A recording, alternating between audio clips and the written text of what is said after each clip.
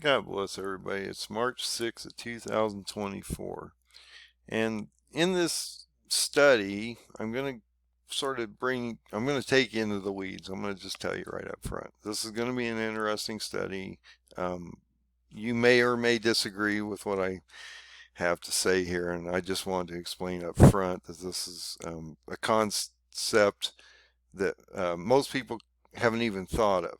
So I want to bring it to your attention. I want to see how it could affect us in this event, the 6CO event that's coming up, which possibly could happen on April 8th that I've been talking about, how this could actually affect us on the ground. And so I think it's extremely important that I try to explain how these things might affect you, because I'm concerned about what's coming up in the next couple months here and how we could see a 6-0 event on April 8th leading into a signing of a treaty on April 20th based on my paradigm and parable of the fig tree. And so I think it's extremely important that you see what might actually be coming upon you in the next couple months. But in that same breath, I'm going to cut out a sliver of time in the Bible, and it's just one verse, and that's Revelation 6:14, because there's a verse there that makes no sense to most people, and I've never had anybody ever explain it to me to make any sense of it. So I'm going to try to explain it to you to make as much sense as possible out of it. And I'm going to actually use astrological and physics and theories of Einstein to give you a actual plausible explanation of how that verse actually works. And it will affect us possibly in April, so it's going to be sort of cool if it actually happens. I'm not saying it will, though. I'm just saying it's a possibility, and it actually works in the universe of things.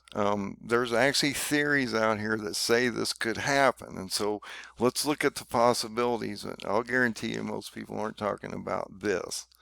So I built a text file, number one, to keep me on course because I'm dyslexic, and so I'm going to go off into all kinds of different places. And I want to stay on topic. Number two, this is an extremely complex theory, and so I want to make sure that you understand what I'm talking about and it makes sense to you. So I put it on a text file so you can go down and read it, and hopefully, I'm not flowing all over the page due to my dyslexia. So I just want you to realize, and I have a lot of points I'm bringing up that matter to what possibly could be happening to us in the next month and a half. So I have to put this all into context for you. Okay, so I'm going to try to keep on topic here and work just within the context of the text file as much as possible because it really gives us everything.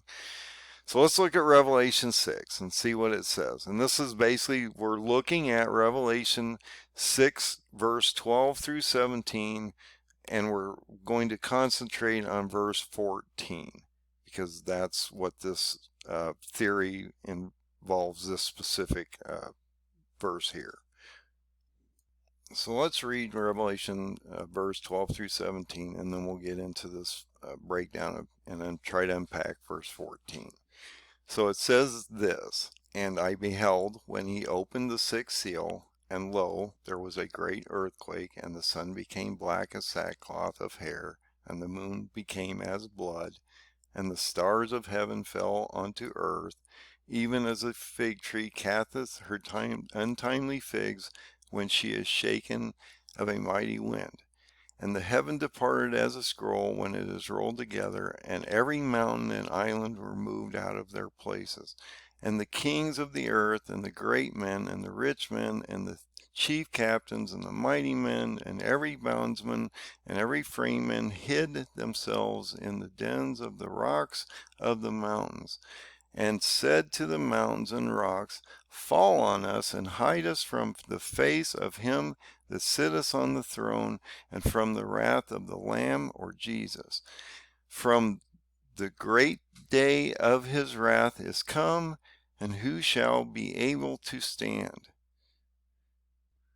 So when you go to this Revelation 6:14 verse, I want to break it out because this I've looked at this for most of my life and I never could unpack it. It just never made any sense. And then I went back and I had this sort of interesting thought that brought me to this conclusion. And you may or may not agree with this, but you'll learn some stuff. I mean, it's got some really cool stuff in here. So you may, I'm not trying to push anything on you guys. I'm just trying to open your minds. Think about this. What is he talking about here? And I guarantee you most pastors won't be able, or whoever's in your church teaching you won't come up with a good concept. They will not be able to explain this very well. So here's my best try. So it says, and the heaven departed as a scroll when it's rolled together, and every mountain and island were moved out of their places. Just made no sense. And heaven's departing. Where is heaven going? It's rolling up as a scroll, and every mountain and island are moved from their places. What, in heaven or on earth? Where's that happening? So I've got all these questions. I'm sure you do too. So let's try to unpack this in this theory that's actually presented to the world by Einstein and how this can actually work. I was in a lot of, I had some astronomy through a gentleman named Herb Priestley, which was actually associate of Einstein. I'm not on that level. Don't even go there. I'm just saying I had some really cool concepts thrown at me that I couldn't absorb at the time, and it took me 30 years later to go, wow, I understand what he meant now. I mean, wow, that's really cool. It took me a while, but hey, I got it. At least I think I did. So let's look at this theory. So heaven departs as a scroll rolled together. Extremely interesting verbiage there. So heaven's departing as a scroll rolled together. Why? Where's it going? Number one, why is heaven leaving? And is it leaving us? And where are why are all mountains moving? It says every mountain and island are moving. So I thought, wow, if that's like on Earth, that's horrendous. That would be my first thought. But it seems to be attached to heaven departing, and that all islands and mountains are moving out of their places, like it's the whole place is teleporting somewhere. So I thought, there is a theory about this out there that might work. And so let's try to unpack it. It's called space folding. This form of faster than light travel allows spacecraft or objects to transverse astronomical distance instantaneously across the universe. This concept is extremely complex and only theoretical to us, but maybe not to God, because he created the universe and everything in it, and he can manipulate it in any way he wants because he has infinity in everything that he does. And so we can't question God's abilities, and this is something that he probably can do, but we have the concept that this could actually happen. So, I mean, you have to sort of put it in context that he could actually manipulate it and actually have this actually occur. It's pretty cool. So only in the movies and books has this theory been presented. The main movie or book to present this concept was Dune. And I have to explain the concepts so we can get into this theory that Einstein presented that possibly could allow this to happen. So it's important that you at least understand how the theory works. So in all science, future scientific breakthroughs, we tend to see them in movies or books or whatever, and then we see them actually happen in reality. And so it's extremely important that when we see these things, they usually have a concept built from them that we can't really do yet, but it brings it to light, and then 15, 20, 30 years or sooner possibly, we could see that happen. So space folding, as described in Dune, primarily relies on this Holtzman effect, a theological construct which posits that certain conditions can distort space and time, creating a direct link between two distinct points, therefore allowing an instantaneous travel, which I think is really cool. I get into these kind of concepts. I don't understand a lot of times, but it's cool to really break in and see if you can understand them. And so when this concept was brought to me, I thought it was really cool. So when using space folding, interstellar travel is not bound by limitations of conventional propulsion methods of the speed of light or Einstein's universal speed limit, which is 186,000 miles per second. Since propulsion is not required to reach your objective or destination, and you end up at the exact location where you wish to be. What is the theory of general relativity, and how would that affect time and space? And so in this theory, it indicates that space and time in Einstein's universe are no longer flat, as implicitly assumed by Newton, but can be pushed or pulled, stretched or warped by matter. Gravity feels strongest when space-time is most curved. So when it's curved, it has the strongest gravitational pull because the 2 points are coming together. But it vanishes as you lay it flat. So that's sort of cool. So when it vanishes where space-time is flat. So it's cool that we can look at these concepts and realize that they actually do exist, and there's possibilities here.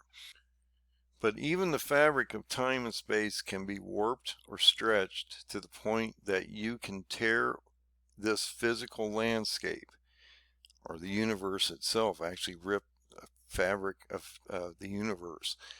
Once the fabric of space and time are torn, it can never be brought back into its original state, just as a crumpled or torn piece of paper cannot be restored to its original condition. You can never make a flat piece of paper that has no wrinkles in it.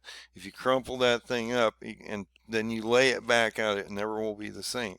Okay, so the other possibility is when you did that, you ripped it somewhere, and it would then cause what to happen to the universe? How would that affect you or your area or existence within this universe we live in? So in this example, when you fold metal, the energy of bending the metal creates heat and internal energy that can damage or force the metal to physically break or fracture as the molecular composition or physical structure changes. In space folding, the fabric of space and time could be stretched or warped to the point of tearing the fabric of space and time itself.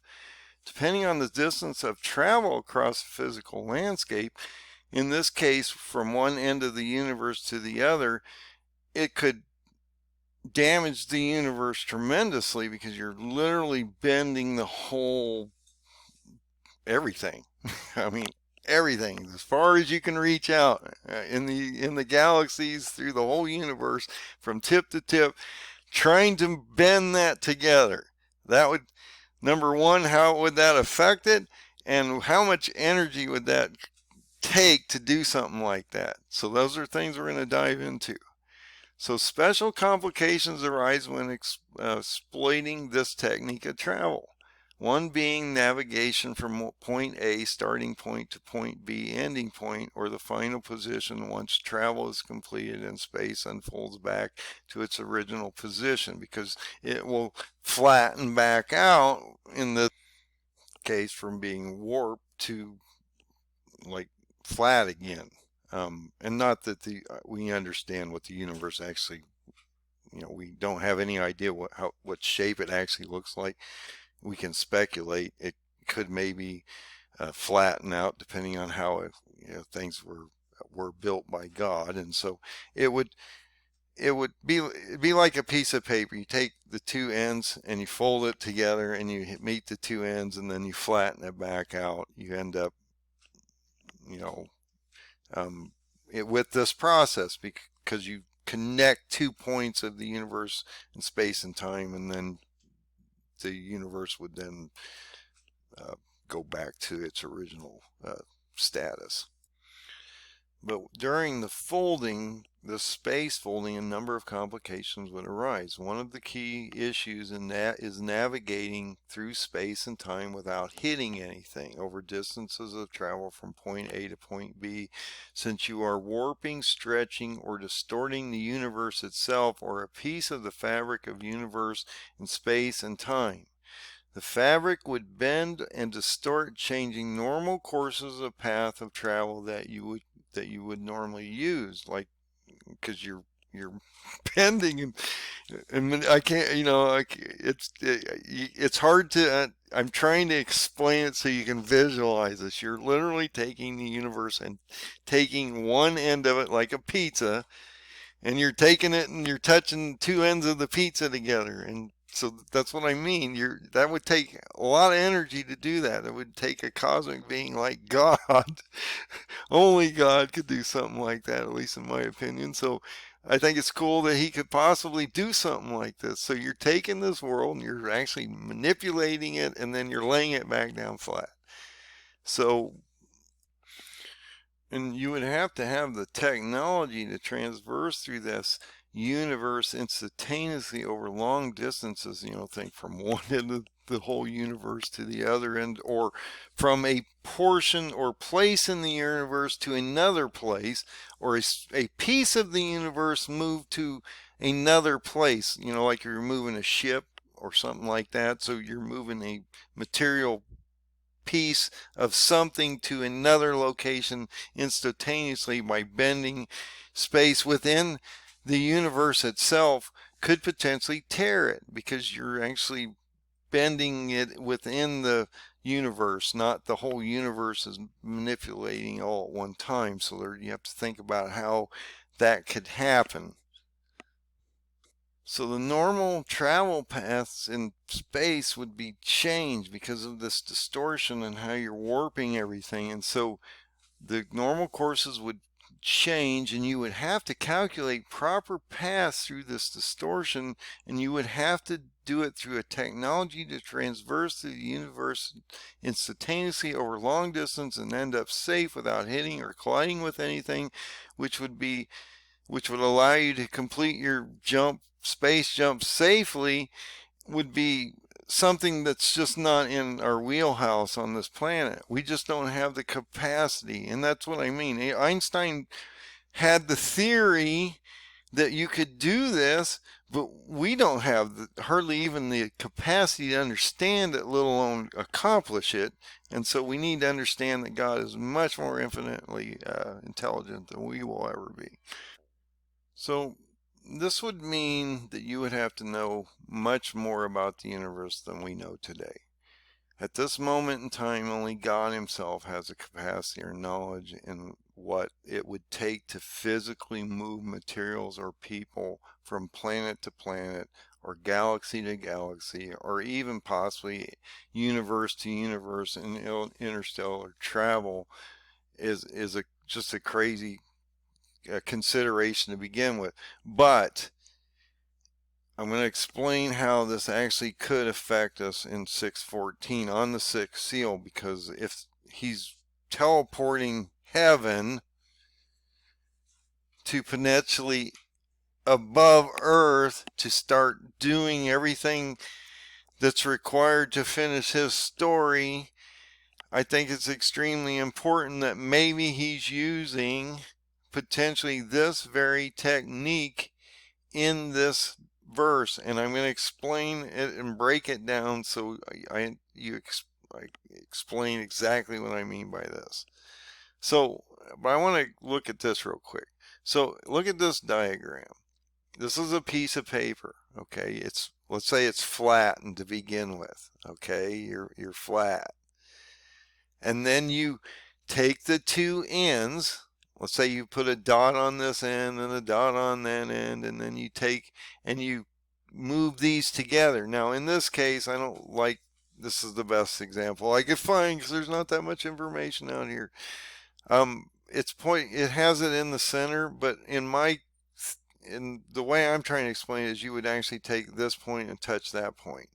So it would all collapse in on itself, and you would actually have the universe depending on what it looked like. We know it's not flat. There's probably volume and depth and all kinds of things like that, but we don't know what it looks like.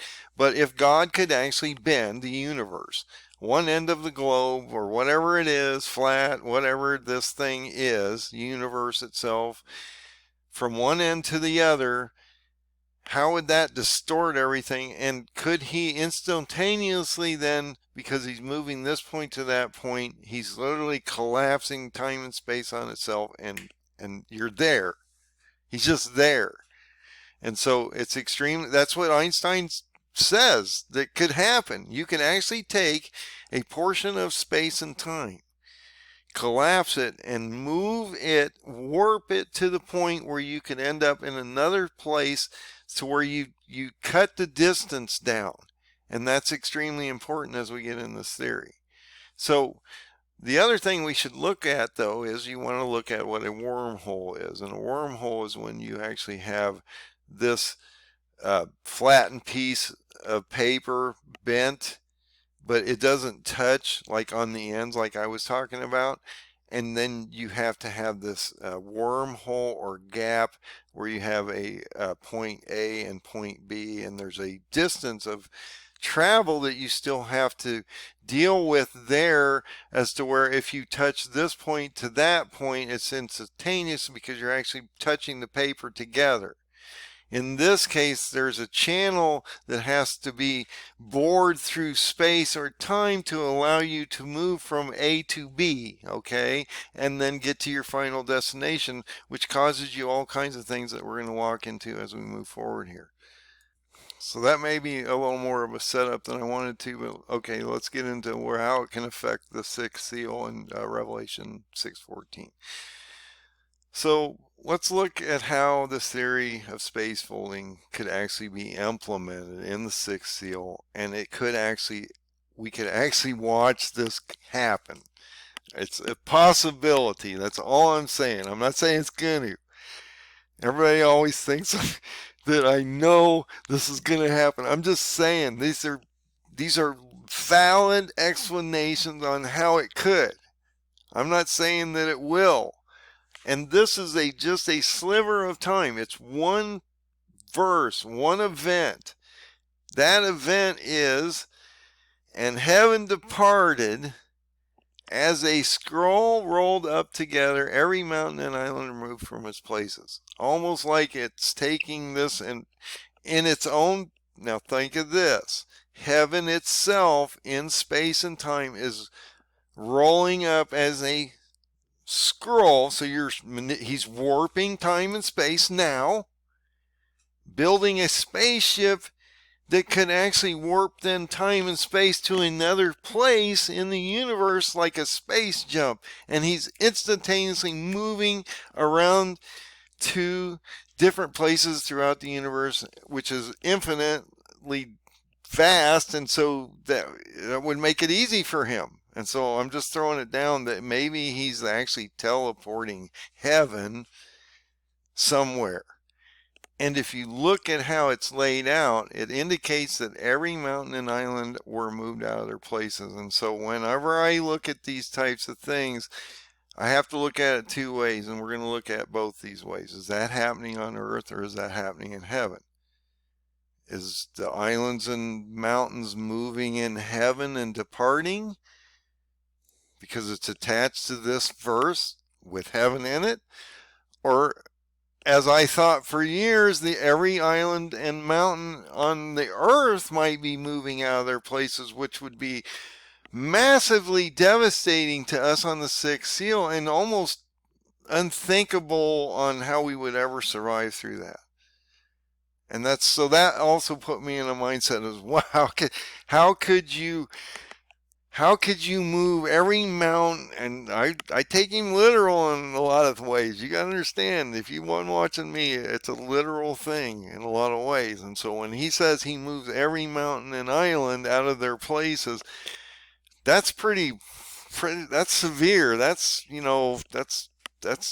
don't want that to happen. So the basic form or process of space folding is that it is instantaneous travel. something that even wormholes do not really offer, since you still travel from distance point A to point B through a wormhole itself.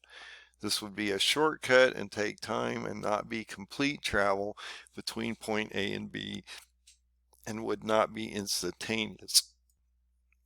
Also, time and energy would still be required to travel the short distance or gap from one side of the wormhole to the other and reach your destination. So it would not be instantaneous. And you don't know the distance that you still could have to relatively travel or transverse through the universe to get to your destination, because you don't know how far you would be able to close in on that gap, and it could take light years still to get you to your location. That's what I mean. You're talking about light years here, guys. So you're taking one part of the universe on one end of it, or whatever. I'm trying to give you the most extreme possibility. Heaven's on one side of the universe, we're on the other side of the universe, or whatever. He can do anything he wants here, guys. And he's bending, literally bending space to meet heaven and earth together. Or it could happen within the universe and it wouldn't be a whole, thing, because he's actually collapsing just a piece of the universe that's called heaven and moving it to another location. He's not moving the whole universe. Well, if he does, it's going to be, wow, I don't even know what to go with that one. So I think he's just moving heaven, or that piece of time and space, and rolling that up into a spacecraft, as we're going to see how this might happen, and moving that across the universe to us. Okay, so look at how this might happen here. Now we're going to get into Einstein's theory and how he thought this would happen, and how this could affect us, because he's taking heaven and departing it from a place somewhere. I hope it's not away from us. I hope it's to here, so that they can finish the judgments and everything on the earth. So I don't think it's away from us. I think it's coming to us. So I want to explain this. So space folding is accomplished by bringing 2 points together rather than speeding up the trip between the 2 points. Einstein's assertion is that the shortest distance between any 2 points is not a straight line, but that it is no distance at all, or zero. If you take point A and point B and draw these points on 2 ends of the piece of paper, I can draw a number of lines between the 2 points on the paper. So if you actually draw a point on one end, a point on the other end, and then you can draw lines all over them between the 2 points. So you can do that all day long until basically the whole field's covered. Okay, so that's what he's talking about. But if I fold that piece of paper so that point A and B touch, and then are in the same place, and it would be instantaneous travel between the 2 points, because you wouldn't have any gap at all. It would be instantaneous and immediate, without a gap or an extra travel distance, as with a wormhole also, because you're not like you're not in their case, the paper wouldn't touch. It would have a gap, so you would have to build a bridge or bore through space and time to get the ship from one place to the next, and that would then require all kinds of different things that we've already talked about. But this would require no additional energy, time, or propulsion to complete the journey. Space folding is not how a wormhole works. And we talked about that. You're actually folding it, and then you got to bore through space, and then you have to it's not instantaneous. Space folding usually does not require distortion between the 2 points. Because the 2 points that connect are not distorted. Everything around them might be, but the 2 points themselves aren't distorted because they're in sync and touching. And so it's a finding of, it basically has to do with topography, and that is where 2 points are on a flat surface can touch. So it's topography is the science of reading tops of things. Distortion does occur, but not all at the connection point. So like I said, everything around it would be distorted, but the two actual points it touches, or that sliver of time or universe that you're manipulating from point to point. Everything else around in the universe out beyond that might be okay, but you're manipulating this within the actual universe and space and time itself, and so you're distorting a piece of it. I'm giving you some extreme examples also in this case. So an example, you could take a map and think about visualize some of this, guys, so when I'm saying it, because it's important that you get the theory. So you could take a map of the world and crump it into a ball. The location of the distance on the surface of the map are always the same distances, even though the map is now distorted and crumpled. Because when you lay it back out, they're still the same distances.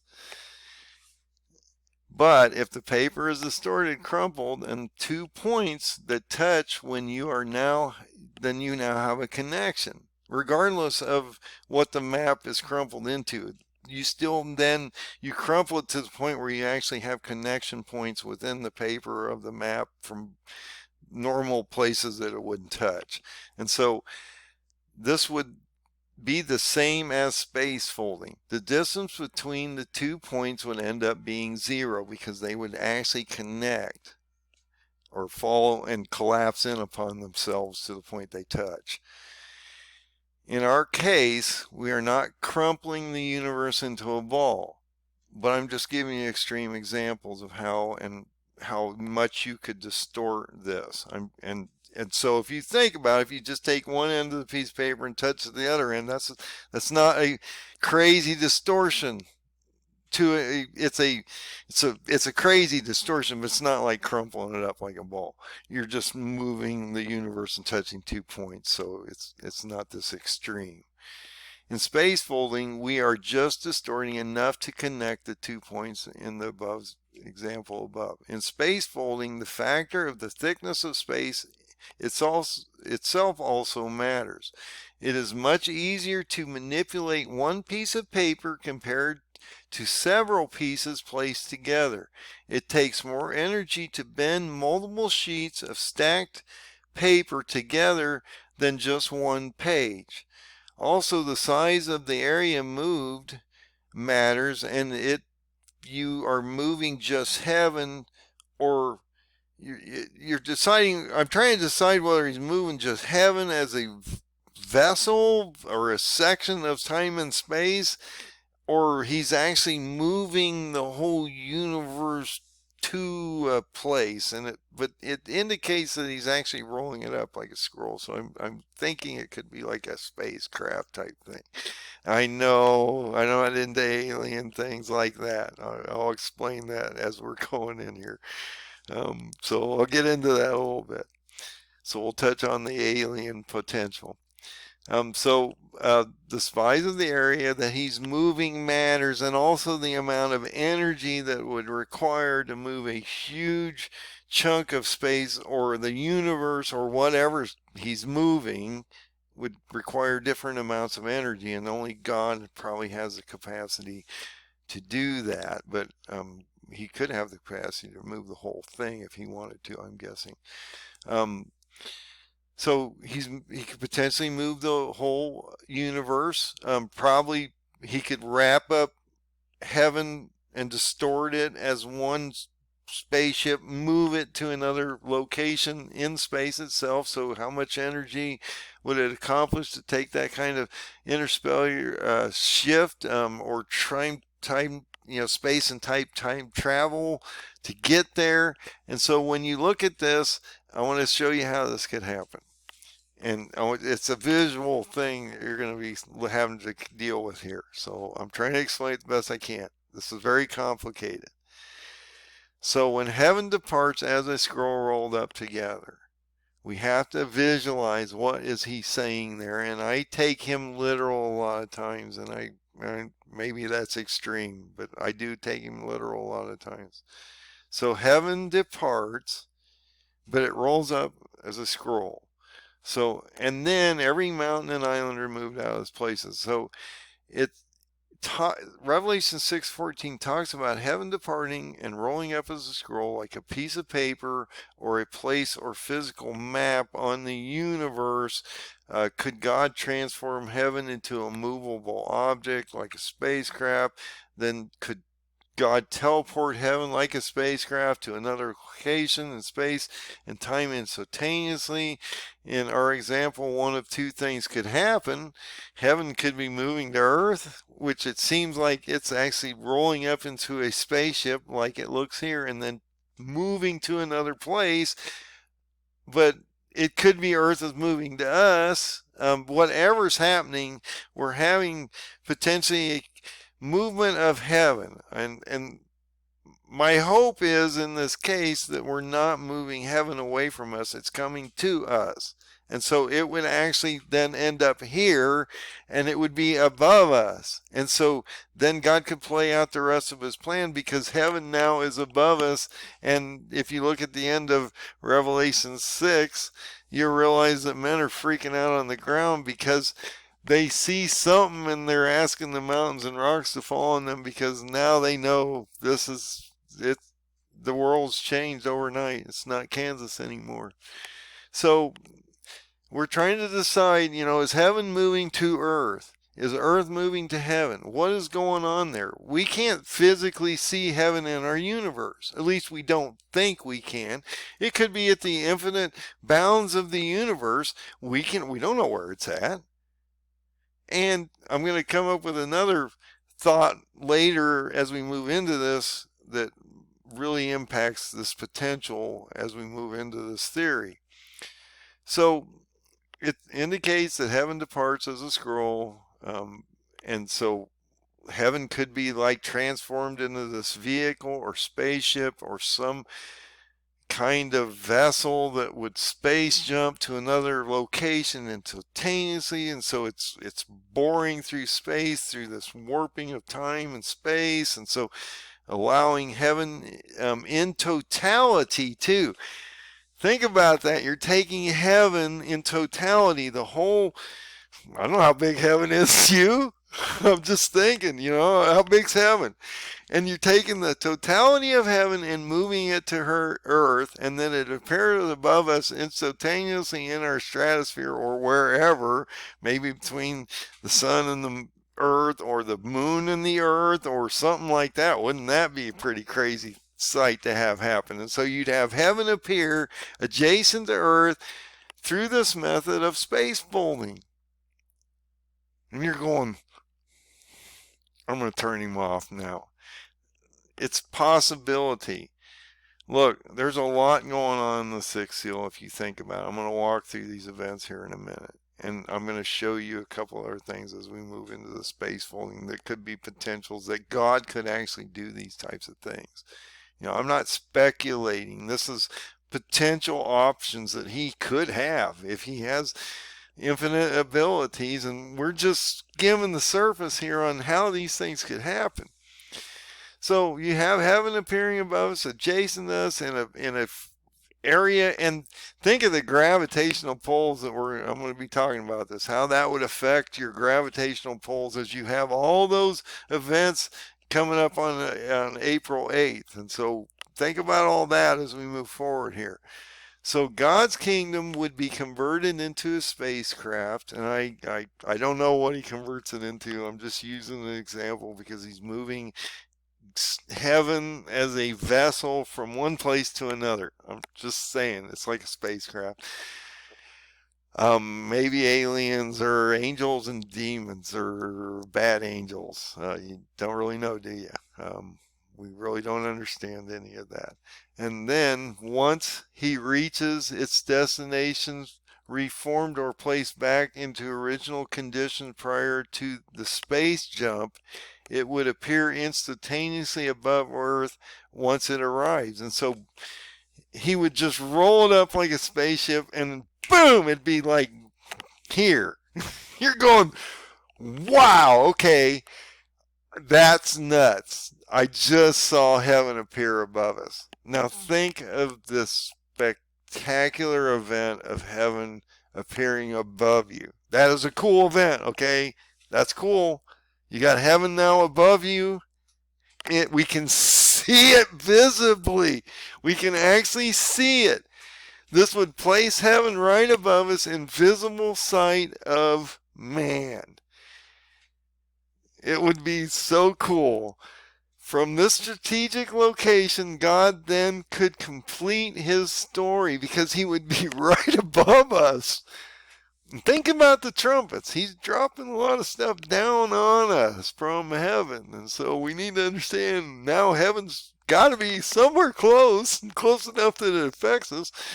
If you look at how God lays out this through the sixth seal, through the first four trumpet, it seems to happen this way. And so let me explain how this could happen and why this matters. But there's another theory I want to walk into.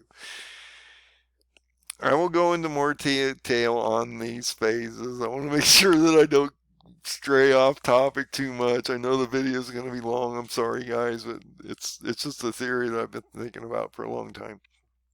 So another question arises in Genesis 1:1. I have two different examples due to different translations because it matters, I think. That's why I use the older Bibles. And it's probably not one of the best because there's better translation if you go back into Hebrew. I'm not sure even the King James is the best version because I've seen a lot of mistranslations just like this one.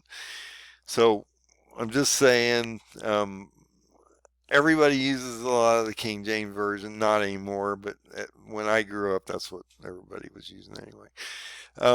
So in the beginning, God creates the heavens and the earth. The heavens and earth. In this it says, in the beginning God created heaven and earth. So I always questioned what he meant by heavens. Well, maybe, this is speculation, that possibly when he talks about this, that there might be separate locations in the universe that God can actually jump to. He can literally wrap up this heaven and move from place to place, and so there's actually heavens in the universe that he can literally move and teleport heaven to any place he wants so that he can watch this really cool place called our universe. So he can move and have separate cases where God can jump back and forth through time space, through space folding, throughout the entirety of the whole universe at will. Wouldn't that be really awesome? Wouldn't that be cool if you guys could do that in the, like, millennial and the eternity? That would be really cool. So you'd be able to visit everything, man. I'm telling you, you don't understand what's coming. God could just move from location to location in a matter of seconds or less. Just wrap it up, man. We're going. Boom, Scotty, get me out of here, type stuff.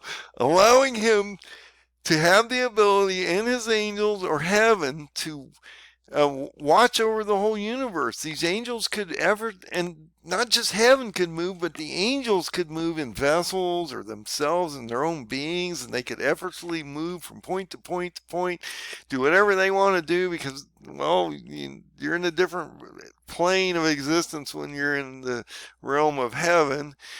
And they have their own crafts, and so I don't necessarily believe in the alien thing. I really do believe they're angels on one side or the other. I don't know how it exactly works. I'm just speculating. And then if you look also at the book of Enoch, God's throne itself was a vessel that moves in a very specific way, and it had Enoch alludes to these extremely high technologies that were used in the past, and I'm not going to get deep into that. But I'm just saying, look at these things because you have to understand that these are ancient things that God can do. He's been doing it since, we don't know when he became. We just know when we became, and sort of. And so he's built this over time, or however it's happened. I'm not going to speculate how it happened. He's just been there a long time, so he's got capacity that we can't ever possibly understand.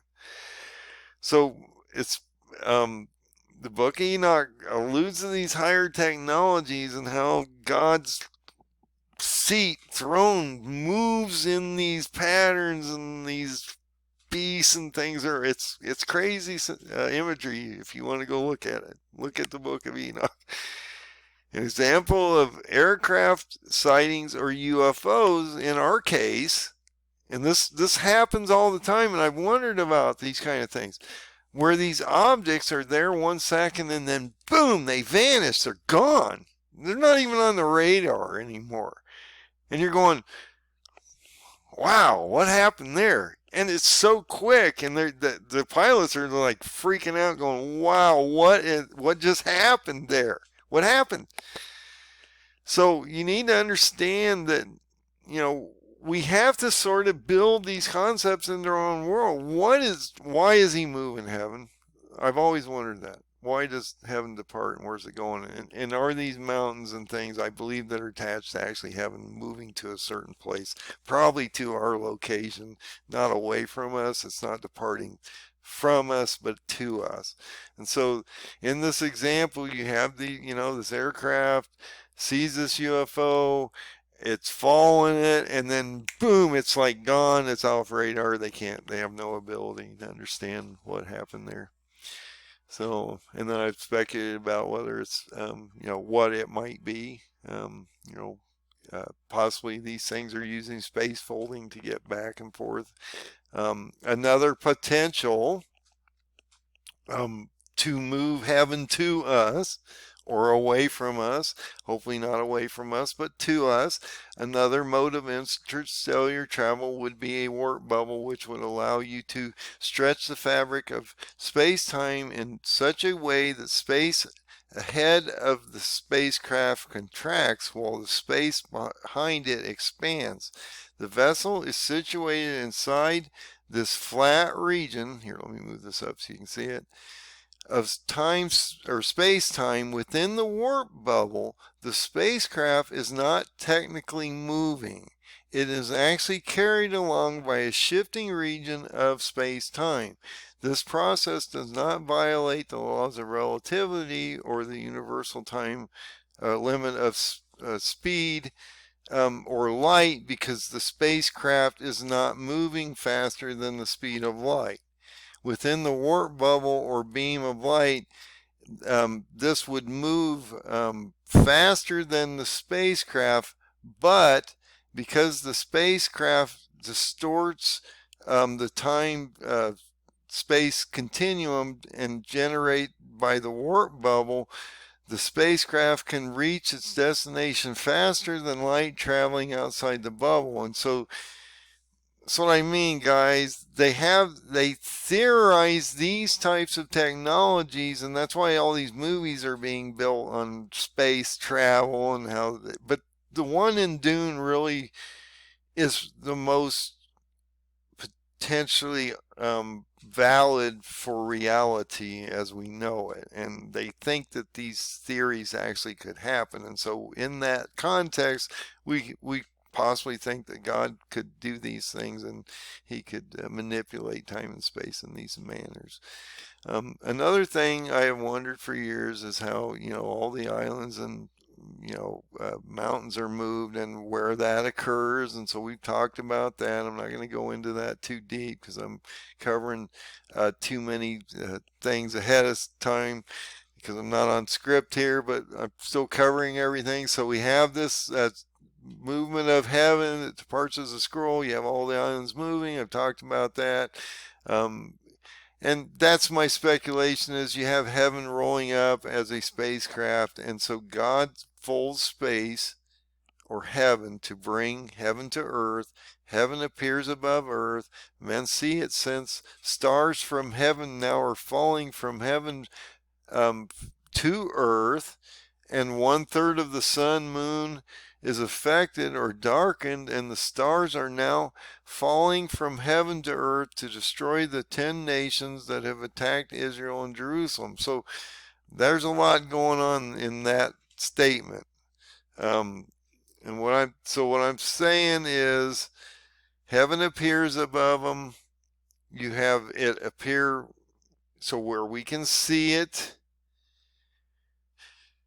Stars are falling down onto those 10 nations that are attacking Israel during Ezekiel 38 and 39. And so Jesus is now placing his wrath down because he has literally taken heaven and instantaneously moved it to here so that he can start applying his judgments down on the sixth trump or sixth seal. Okay. And in that process, things are darkened because heaven now appears above us, and so 1/3 of the sun, moon are affected or darkened because you're warping time space, and you now have a celestial body appearing above us. And so he's throwing stars down from heaven to destroy these 10 nations that have attacked Israel and Jerusalem. All men look up from heaven. And so you got to visualize the Bible, guys. So now all these men are running into mountains and under rocks because why? They're watching heaven appear above them and the sixth seal's breaking, and they're going, heaven's here and I've done terrible things on this planet, and so now I'm going to be judged for my sin. And so I wish the rocks would fall on me, man, because heaven's above me. It's above me, and they're gonna send Jesus down soon, and that's where everybody thinks the rapture is going to happen. That first guy is going to be Jesus, and you got to watch that, guys. He's the Antichrist, so we're going to get into that in a second.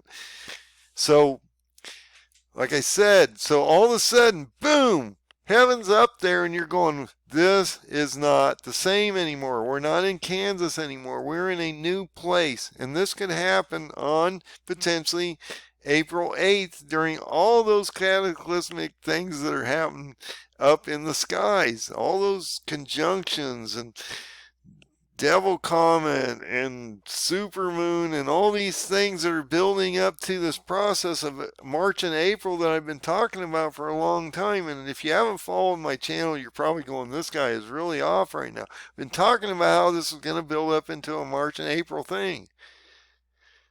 But all of a sudden you see heaven above you. These men are going to look up from the skies and see this in the sky. Heaven is now above you, floating up there. You're going, wow. You know, I mean, think about this. Blocking off the sun, the moon, stars. Things are starting to warp. The world's starting to change. Everything's affecting itself. And I'm going to get into a number of concepts here that could affect us actually on the ground if this were to happen.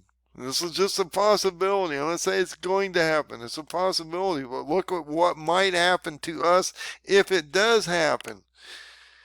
So they hide themselves in the mountains and stuff. And they're concerned about the Lord coming back, because he's placing wrath down on them. And they're concerned that he's sitting on the throne and he's has his face looking down upon them. So people are going to, that's what he says, people will die from heart attacks because they won't understand, and they'll see things that will just blow their minds. They'll never understand what's coming unless they know the book well enough to matter. It'll blow your mind what's coming, guys, in the next few months. I'm telling you, you're not going to, you know, I may be wrong, but I think maybe we're moving to a pretty interesting phase here.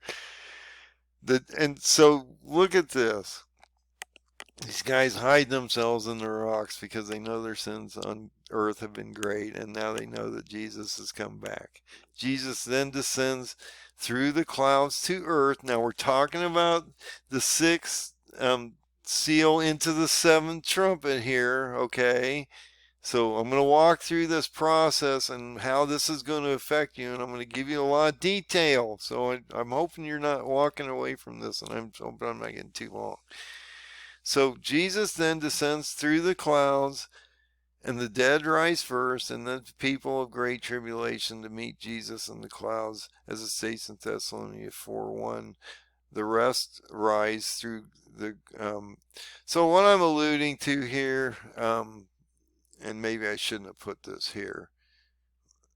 I need to explain this a little better. So on the sixth seal, the men look up in the sky and they see heaven. They lose their minds because they know that judgment's coming upon the planet. I mean, some people are going to be rejoicing, but a lot of people out here have done really bad things, so they're just going to know, and it's going to start getting crazy on the ground anyway. And so, people are hiding in the rocks, hoping they'll fall, hoping that they won't have to be judged somehow. So Jesus is throwing his wrath down on the sixth seal, but then he comes back on the seventh trumpet. So you're going to have the Lord come back through the clouds. And so what I'm meaning by this here, I probably should explain a little better, is heaven is above us now. And so when he comes back to earth, he would actually come through the clouds from heaven to earth because he's above us now. He doesn't have to go very far. It's there. We don't have, it's not some place that's not visible anymore. We can physically see it. And as we get into these other trumpet phases, you're going to see why this might actually matter. So, I think it's important that I explain these things, but I also hear when he comes through the clouds, I want to explain something here that most churches are struggling with. When he comes back on the seventh trumpet and he descends through the clouds, it indicates that the dead rise first, and then you have the people from Great Tribulation. So this is past Great Tribulation, okay? So when he's coming down in 1 Thessalonians 4, and that the rest rise, the people that are buried that aren't of Jesus, or the people that make it to Great Tribulation and are raptured, which rise to the millennial, and that includes the fifth martyr people, or fifth seal martyrs. All the people in Jesus rise first, and then the people of Great Tribulation that have made it to the end rise. And then basically we have the end, which is the white throne judgment, okay? And then all the other people rise that necessarily weren't believers in Jesus. And so they're then judged with, as it indicates, for their works. And so that's extremely important. I didn't mean to get off topic here, but I had to explain exactly what that meant. So sixth seal happens. Jesus is throwing his wrath down on those 10 nations. You are then getting ready for a seventh seal event, okay, in this area. But what you're doing is you're teleporting heaven from one location in space, probably some place that we can't see across the universe, to our location. It's appearing above us, and then just prior to being moved, there's a scenario on Earth that we could see in cosmic events. And that's what I want to get into next is, look, I don't know if this is going to happen, but if it does, it's going to be extremely intense because you have a lot of gravitational pulls and all kinds of things happening if you bring an astrological, body or a celestial body from one place in the universe, and it physically appears, and that density of that specific place then is now in our vicinity. It's going to play havoc on us, and like we've talked about, all those events that are happening on April 8th, how that could add to that effect, okay? Especially the United States and that New Madrid fault where that X goes over the top. That could be a real bad one. The 1800s, that was horrific. So you have to maybe, you have to think about all the possibilities and hope a lot of them don't happen. But this is extreme, I get it, but it is a possibility. So we see these events start to occur. So let's get into what could happen on the ground on the sixth seal. and how it could affect us on April 8th as we move into a potential rising of an Antichrist into the signing of a treaty on April 20th, which is basically 100 or 1260 days to the Feast of Trumpets of October 2nd, which I say is rapture or the seventh trumpet. And if you go to my charts, you'll see those PDFs. You're going to know, especially on that fifth PDF, you can see that timeline. So you have a great earthquake. You have a fig tree that casts her untimely figs when she is shaken by a mighty wind. This possibly is effect of heaven moving to Earth's orbit, or both the sun and moon having, because you're having, a third of the sun and moon blocked out by heaven itself, if it would appear up there, because we don't know the size of it. And so we don't know the mass of heaven, how that's going to affect us. We don't even know exactly where it would be positioned. As heaven is now above us and between the sun or earth, or possibly even the earth and the moon, we don't know exactly where it's positioned, but I would expect that he would position heaven in a place that he could affect us tremendously with ease.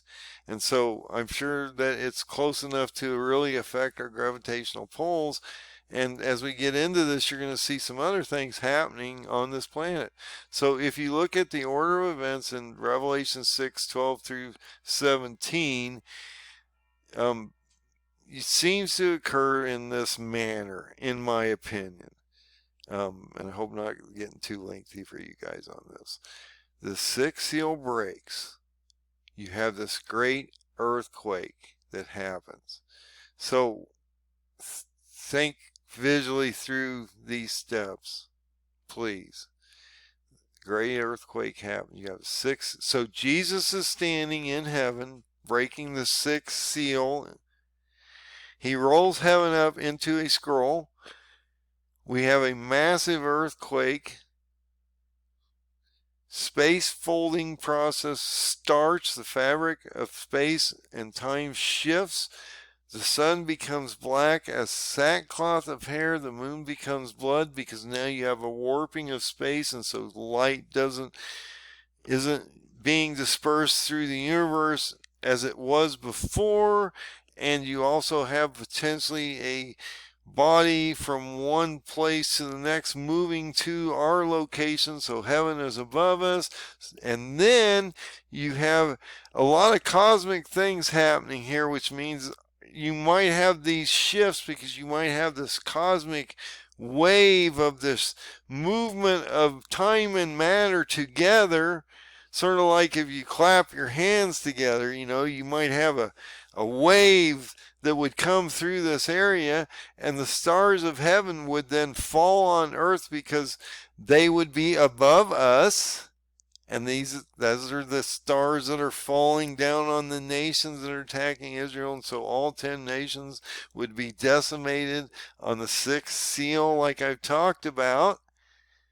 Okay, so now you have those 10 nations on the ground that will then form into a residue of 4, which will then go into a beast kingdom, because they will all see the Antichrist rise here real soon, and then they'll fall to him. That will then all capitulate down into one kingdom called the beast kingdom. So if you've looked at those studies about Daniel 2, 7, and 8, you'll understand that those regions all collapse together as a united region into one beast kingdom. You'll understand what I'm talking about. So heaven departs like a scroll that rolls up. All mountains and islands are moved in heaven. Heaven appears above the earth. All men look up, see heaven above them, and they know that Jesus has returned. So they're not in a good place. It's going to be interesting, guys. Things are going to get crazy beyond anything you can imagine. They ask the mountains and rocks to fall on them, because they know that they are going to be judged for the sins that they have done. The wrath of the Lamb is happening from above during the sixth seal event. And so Jesus is above us. He's not down here yet. There's a whole process that has to happen before he gets here, guys. But he's above us now. He literally teleported on the sixth seal, heaven from wherever to here, so that he could do whatever he needs to do. I'm just think of that. You know, it's just, I know it's crazy sounding. I, I hope I got one guy still following me at the end of this video. I'm just saying, wouldn't that be cool? So he breaks the seal and boom, heaven's there. He's ready to throw down his wrath. He's already thrown stars down, but there's this cosmic wave or shift because these figs are falling and there's this mighty wind that's happening. So we need to understand that all these things are happening and that he's affecting everything on this planet. Now, I don't think that all islands and mountains move on Earth, or we're in a bad place, guys. If that happens, then I don't know how we survive, and I've always asked him that because I never could understand that passage.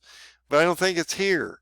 I think all things move in his world to us, and then it appears above us and flattens out, and then or whatever, and then he does what he's going to do so that they can play out the next phases of the seventh seal through the trumpets and the bowls and all the other things. And if you think at the end of the story, he takes heaven from above and he joins it to the earth, and after he reconstitutes it. So I think it makes some sense. So all men look up, the wrath of God has happened because of the sixth seal. And so you're having all these transformative processes. Jesus has now literally brought heaven to us. He's throwing surgical strikes down on them. He completely decimates all the nations that are attacking Israel in their own country. This cosmic wind hits the earth. At the same time, heaven appears. So you're having this, I don't know how it works. Like I say, we're just skimming surfaces here, guys. But if you take a body of the universe, a portion of it, you cut it out and you wrap it up as a spaceship and move it to us, and it appears above us, it's got to affect us somehow, I would think. And so could it affect us to the point we would have a polar shift? Think about that. Heaven now, boom, it's there. It would affect everything. Chain of fire around the whole planet, tectonic plates, volcanoes, magnetic shifts, polar shifts. Everything could be affected. Animals, plants, people, everything. Your world.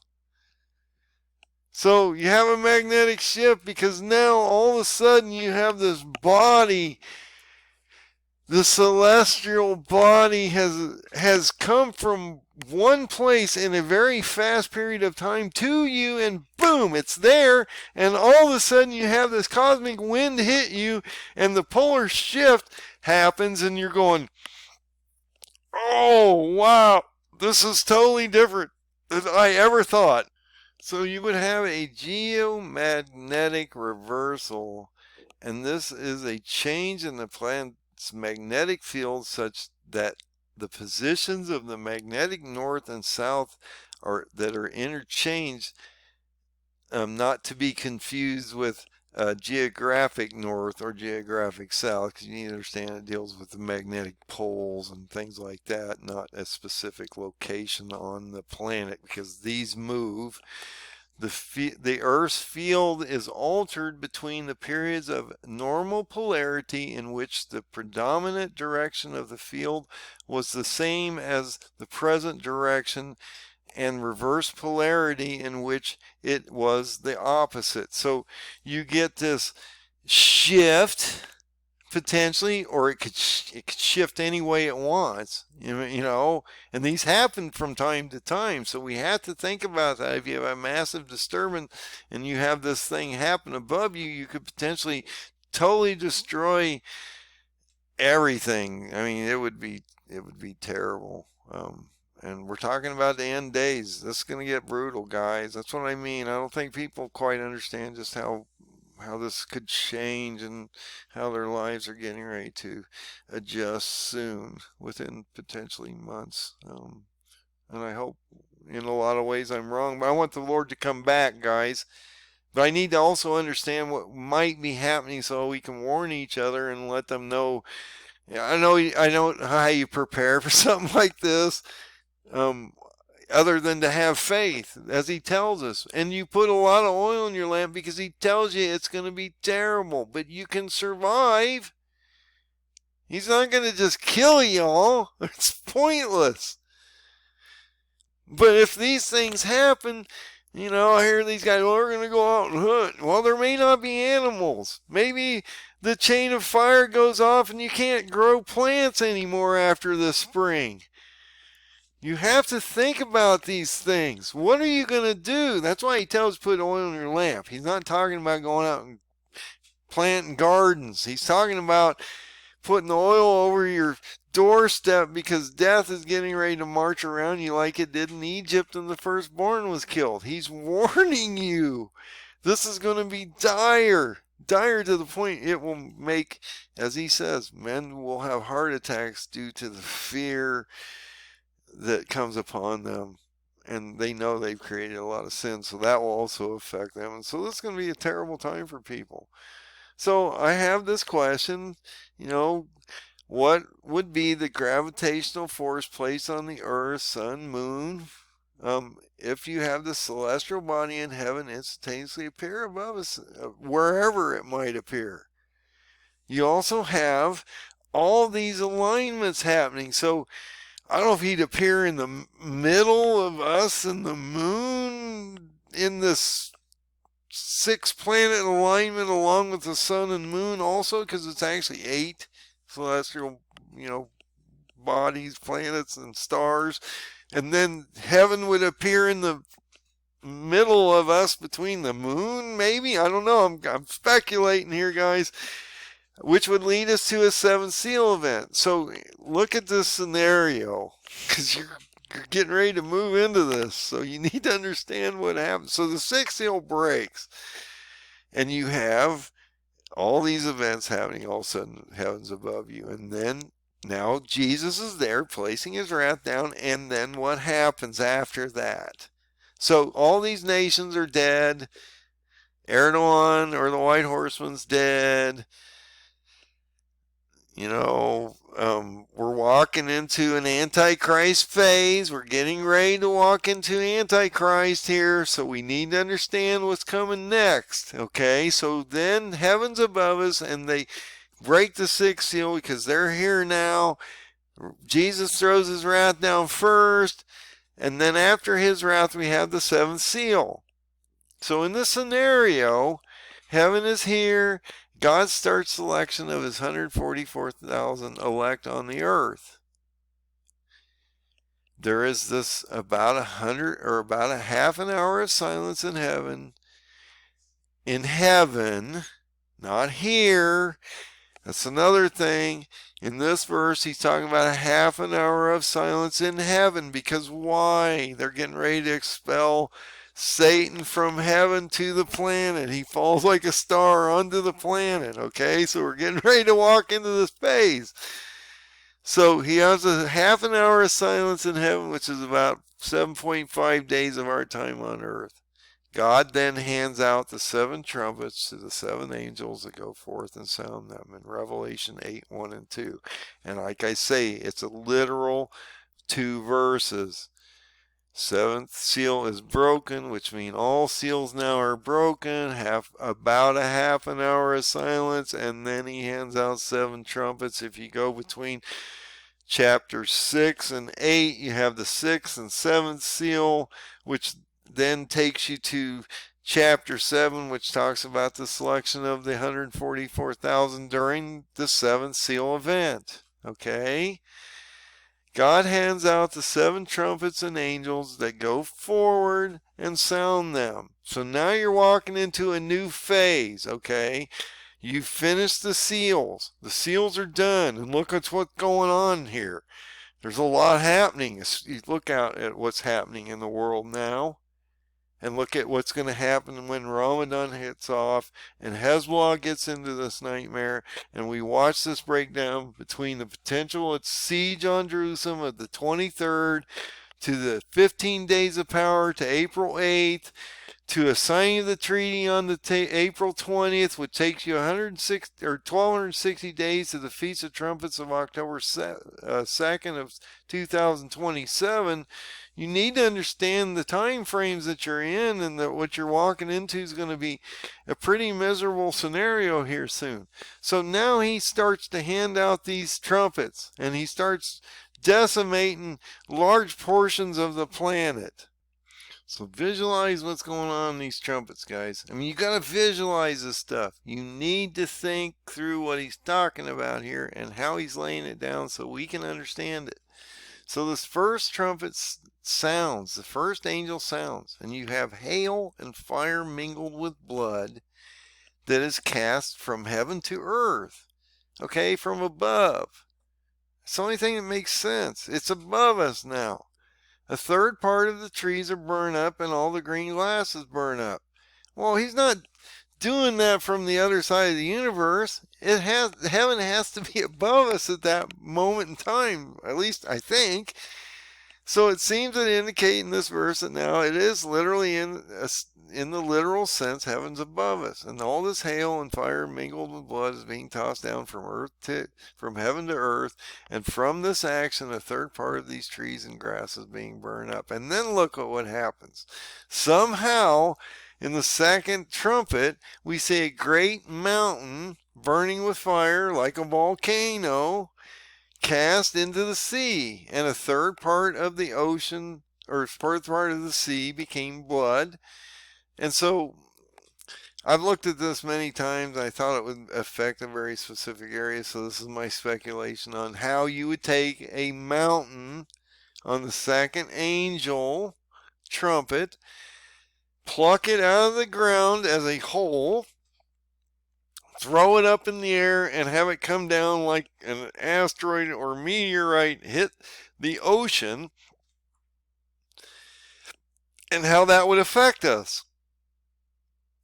Well, he does give us a little insight. He says that he casts it into the sea, and it affects a lot of things in the sea. It affects all the ships.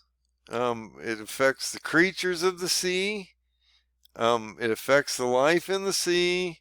It kills a third of those creatures, and it also kills and destroys a third of the ships in the ocean. Okay, and so one of the areas that I've always looked at thinking about that would be that it would affect the North Pacific Ocean, and it would affect these areas in this region here, because that would then affect approximately a third of the land mass if you take it into calculation. Anyway, so you go into these volcanoes that are in this area here around Russia that are very active right now. They're actually extremely active, and they're mountains. At least two of them are fairly large mountains that could be plucked up and literally thrown into the ocean, which would then send tsunamis rippling out throughout the region and basically waste most of the coastline. And so as you walk through this, you're going to see this going to affect all these areas as we're walking through here. And so that is a massive event that's going to affect millions of people. Okay, you're taking a volcano from this planet, plucking it out. We don't know the volume, we don't know how far he's plucking it out, and moving it into space, and then it's coming back down to the planet and hitting the planet with velocity to the point it affects a huge portion of a third of the seas and the fish, and a third of the ships. That's a massive destructive hit. As you might have a massive volcano or a earthquake here in the middle of Illinois. Okay, I'm not saying it's going to happen. I'm just saying he says it could happen, maybe. Okay, we have to look at the potentials here. So a third of these sea creatures die. You have a third of the ships die. I wanted to show you this. I think that it could happen in this area here. That would affect Hawaii. Would be just gone. Japan would be. It would be. You know, the whole West Coast. Everybody wants to see California slip in the ocean. That's probably the time it's going to happen. Then you have a third angel sound. There is a great.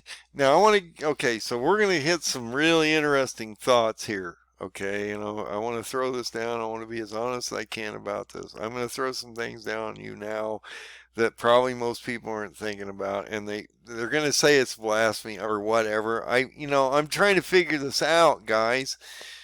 That's all I'm trying to do. I'm trying to show you my findings. I'm not saying that I have it all figured out, and I don't want you to just buy into everything I say. I want to say, look, I'm presenting these concepts because it's a possibility. Now, whether they're right or not, but the paradigm and the parable seem to be playing out. So we need to maybe be watching some of this because maybe things are actually going to happen. Anyway, you have this third trumpet star. And this is so important. I think, no, maybe some people do. I don't watch anybody else's stuff much, so I can't really tell you what other people are saying out here. I just do my own thing. So if you haven't noticed that, then you probably haven't noticed much. Yeah, I don't watch other people's stuff. I never really have. Occasionally I'll go out on a topic and see if people are agreeing with me, which never happens. So I just quit watching people's stuff. So you have this earth angel sound. There fell a great star from heaven, burning as if it were a lamp. Okay, so stars can be planetary things, or they could be an angel. Okay, and most people will agree on that. Okay, stars can be angels, just as you're going to see in the fifth trumpet. The star that falls from heaven is Satan. So I'm speculating that the star that falls in the third trumpet, this great star, it's not just a normal star. It's a great star that falls from heaven, burning as a lamp. Wow, that's not good if that falls on earth, is it? Is it? What is that? I'm trying to, I'm trying to figure out what is that. So it fell upon a third of the rivers, upon the foundations of the water. And then it's going to get a little deeper here, guys, so just follow me. And the third trumpet is a star or angel. I think it's an angel. In Revelation 9:1, Satan is also indicated as a star, and he is falling from heaven to earth on the fifth trumpet. In this case, as the third trumpet, it's a great star. It's not just a star, like it's an archangel or something bigger, something mightier than Satan, like Archangel Michael, like the head of the angels, which is going to open the bottomless pit, which is getting ready to happen on the fifth trumpet. Because he's standing on both sides of the pit. So Michael is standing on both sides of the pit here soon. But he comes down first. He comes down as a great star to earth, and he's burning as if he were a lamp. And this makes sense because if you go to Revelation 10, it says something here interesting. And I saw another mighty angel come down from earth, clothed with a cloud, and in a rainbow was upon his head, and his face was as the sun, and his feet were as pillars of fire. So Michael's brought to earth so that he can expel Satan. He's coming down to open that pit up. He's putting his feet on the earth and the sea, as we're going to see here, and he's going to expel Satan forever so that he can bring forth Antichrist during the fifth, sixth, and seventh trumpet as we move forward here. So we see this mighty angel come down from heaven, clothed in the cloud. He's got a rainbow on his head. His face is as the sun. His feet has pillars of fire. So Michael is potentially the third trumpet star. I'm just saying. And if that's the case, could Michael also be the star called Wormwood, since Wormwood is a star that falls in the third trumpet? So you're having this entrance of Michael, and when he comes down, he literally comes down, plants his feet on the ground, and opens this pit. And in the process, before he opens it, he's affecting the planet. He's literally affecting and poisoning the water, so men have to deal with him because he's creating this path. I'm just throwing this down. I may be wrong. So Michael now is on the ground. His feet are on the ground. He's poisoning the waters. People are being affected by this. He touches the earth, so he poisons a third of the waters on the planet. We don't know what his powers are in battle. You got to understand, he's in battle. He's taking over the planet. He's expelling Satan so that we can get Antichrist here, get his short period of time done so that we can expel him and we can move on to the next phase, which is a millennial. This is ramping up, guys. But we don't know what Michael's powers are. We don't know his abilities. At least I don't. I can't find anything of it. If you guys know, I mean, we can speculate all day long, but I haven't found anything out there that tells me what Michael's ability is and how he deals with Satan, really, and things like that. But I haven't really studied that much, and I haven't gone into it deep. But I'm guessing he's got some really cool stuff in his, in his foot locker there. I'm just saying, I bet he can throw some really cool stuff down on his enemies. And he is the mightiest angel, and so he's going to lead his angels into battle, and he's going to conquer things in ways we can't imagine in this realm. So he's dealing with evil and Satan. He has these abilities. We don't know what they are. This leads us into this fourth and fifth trumpet, where now you have this event occurring down here. And that's what I mean. It's like a drum roll entrance. You're moving into the fourth trumpet, where you have all these cool events happening. And then we have the appearance of Antichrist, of Satan being thrown down. So he's standing on both sides of the bottom of the pit, on the earth and the sea. The pit opens under his feet. And just before that, we have this fourth trumpet, which is affecting everything in the cosmos. You're having the sun being smitten, a third part of the moon, a third part of the sun, and a third part of them are darkened. So you have a warping of space or something going on there again. Maybe now Satan is getting ready to cast down. There's something going on in heaven that's warping. I don't know what's going on there. I don't know how these angels get here. They're teleported. They're thrown down.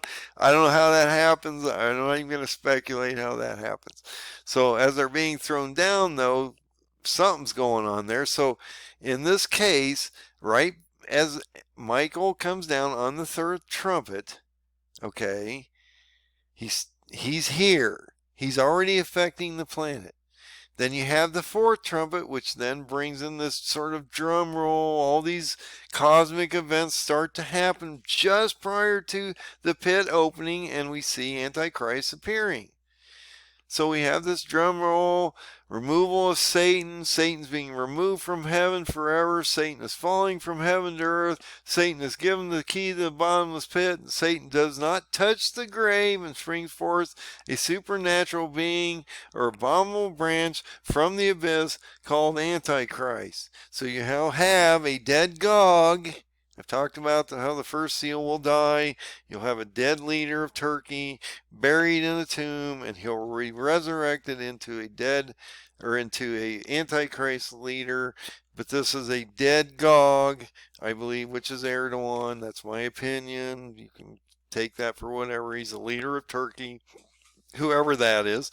Right now it's So this leader would be buried in a short period of time as Satan is being brought down from heaven, from Michael, to the earth.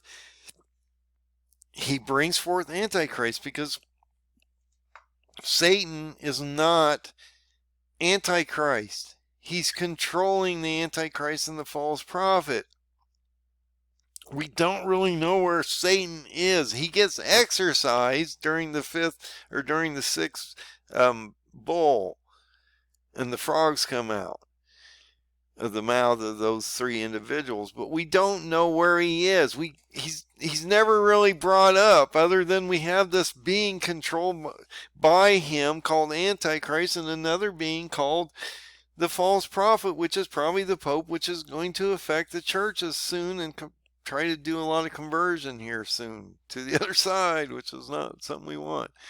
So you have this build up to an entrance of Antichrist. And then something really interesting else happens.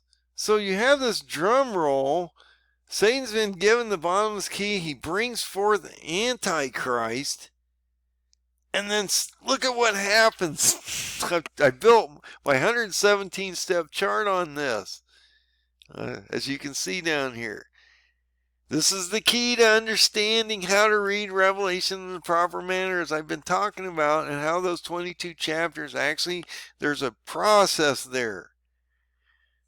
You read chapter 1 to 6, 8 to 10, 15, 16, and 20 to 22. It makes a complete story, and then you layer in the three visions. The one of the elect in chapter 7, the one of the nations and peoples in chapter 11 through 14, and the one of Mystery Babylon in 17 through 19. And you realize what he's talking about there. But in this 117-step timeline, I build it all on this one verse. Because why? Why? It's so important. Most people just don't get how important this verse is. This angel flies through midst of heaven, saying in a loud voice, "Woe, woe, woe to the inhabitants of the earth, by reason of the other voices of the trumpets, the three angels, fifth, sixth, and seventh trumpet, which are yet to sound." Okay, so this angel comes out of heaven to mid-heaven, between us and it, heaven, and warns the people of earth itself that Satan is now about to be ready to be expelled from heaven, because Michael's down there getting ready to pull him out of heaven to earth, and he's going to bring Antichrist forward.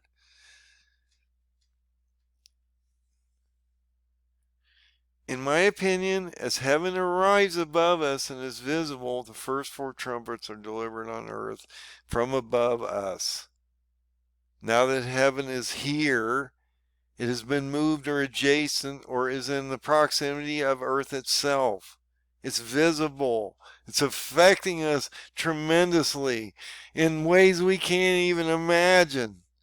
These four trumpets will be delivered quickly to set up the entrance of Antichrist. All the seven trumpets that occur seem to be immediate and radiate from above earth, including the angel in Revelation 8:13, which states that the angel flies through mid-heaven, and with a voice the world hears his warning, sending earth a warning that the fifth, sixth, and seventh trumpet are about to sound, and Antichrist will appear among us soon. The sixth trumpet for the time of the 1260 days, or the time of power on earth. Let's look at the seven trumpets and see why heaven seems to be above us and even possibly visible to everyone on earth.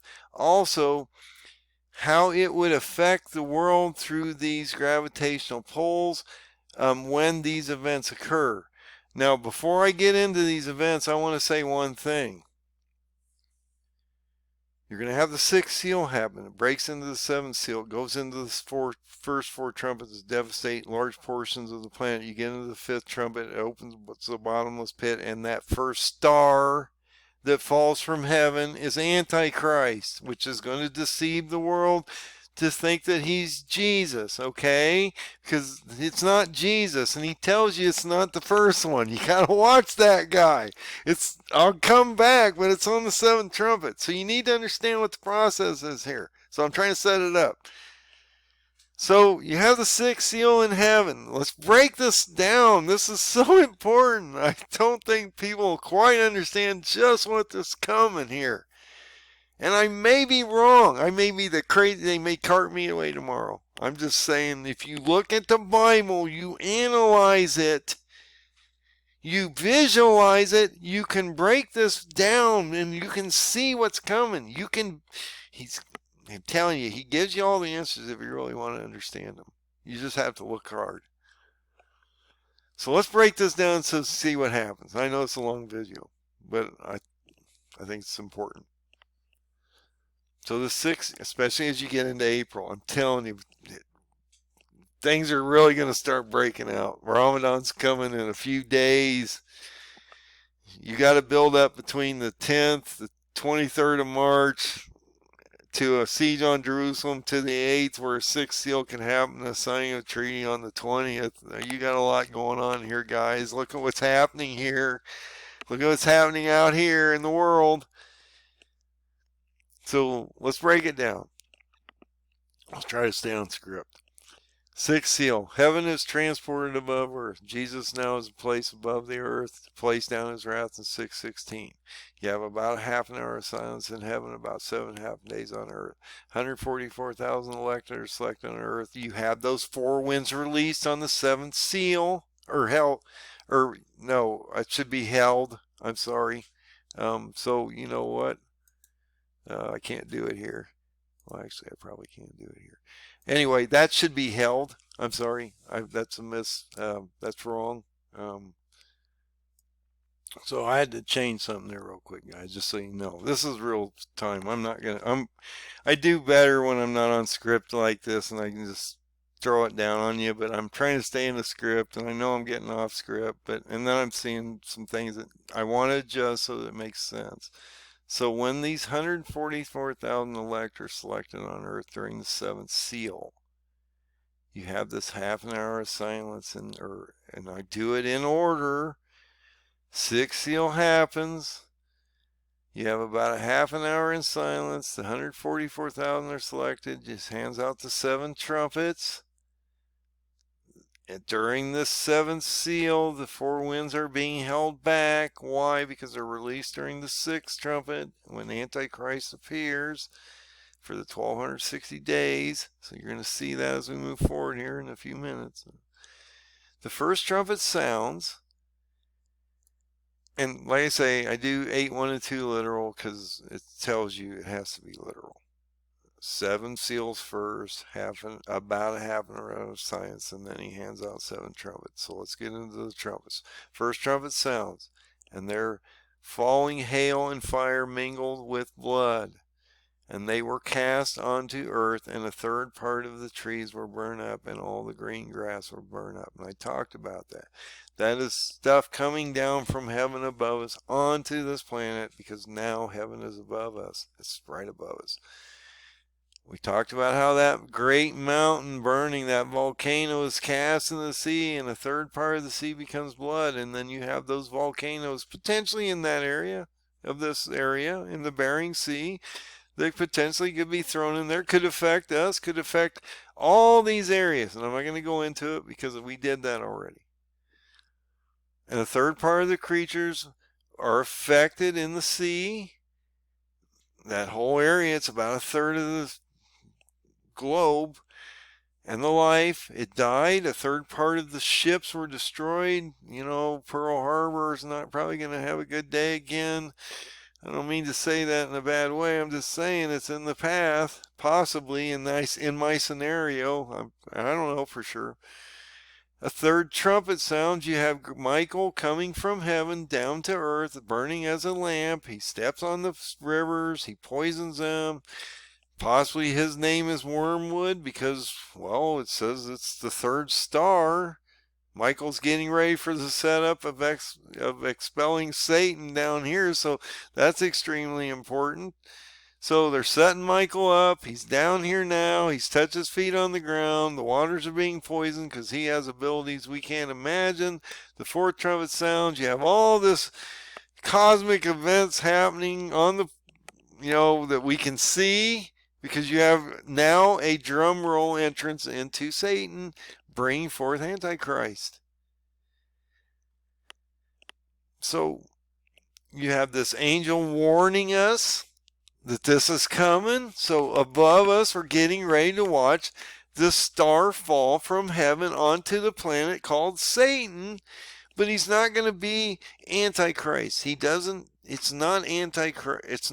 Satan is not Antichrist. He's controlling these two beings. So, like I say, we don't know exactly where Satan is, but when this moment in time, he's coming down and he's impregnating and resurrecting or whatever both these beings, however that occurs. And I've tried to explain some of that.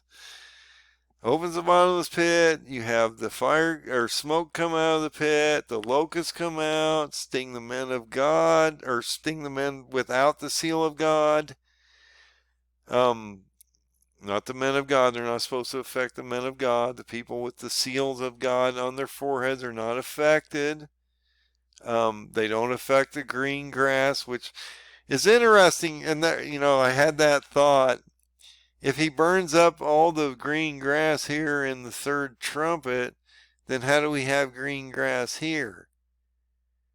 So that was a thought. And I thought, okay, well, how would that happen? Well, Michael's only affecting a third of the area in around the Middle East where he places his feet down, where he brings forth Antichrist. Okay, so it's not affecting the whole planet, but he's burning up a third of the trees and the green grass there. Now, that's how I can read that. That's the only way I can read that, because we have green grass moving down into here. And so I have to think about how can we have that happen. God is always perfect in his word, so I'm guessing there's a reason why we have green grass here and we have green grass down here. I'm just saying. So a third of, all these cosmic events are happening. You have the pit opening up. The locusts come out. They're affecting everybody on the ground except for the people with the seal of God. They're there for 5 months. So even once Antichrist gets on the planet, they're going to still be here affecting people for months after that. Okay, that's not an overnight sensation. This is going to get terrible. And you also have, at this very time, a third of the angels falling with Satan. Okay, so during this fifth trumpet, when this pit opens, as you get into the sixth trumpet here, you're going to see Satan cast out, and a third of the angels are cast out, and those four winds are going to be released. Okay, so the pit opens. Michael's standing basically on the pit at this moment in time, poisoning the waters, getting ready for this expelling of Satan. Antichrist is getting ready to be released out of the pit or the abyss into our existence for the 1260 days of the Feast of Trumpets of October 2nd of 27. And so a lot is going on there. And so we need to understand that we are there, guys. So they sting these people for 5 months and they torment them, and people ask for death, but they don't get it. They're just tormented, man. I can't imagine. I don't want to be in this room, man. I'm just saying, I don't want to be in that room. So they ask for death. That doesn't happen. It explains what these things look like. I'm not going to go into that. It does affect men for 5 months. Even after this sixth seal. So this is continuing on because the sixth trumpet is going to happen right after this pit opens up. Okay, but this effect is affecting people for 5 months after this actual rising sort of happens.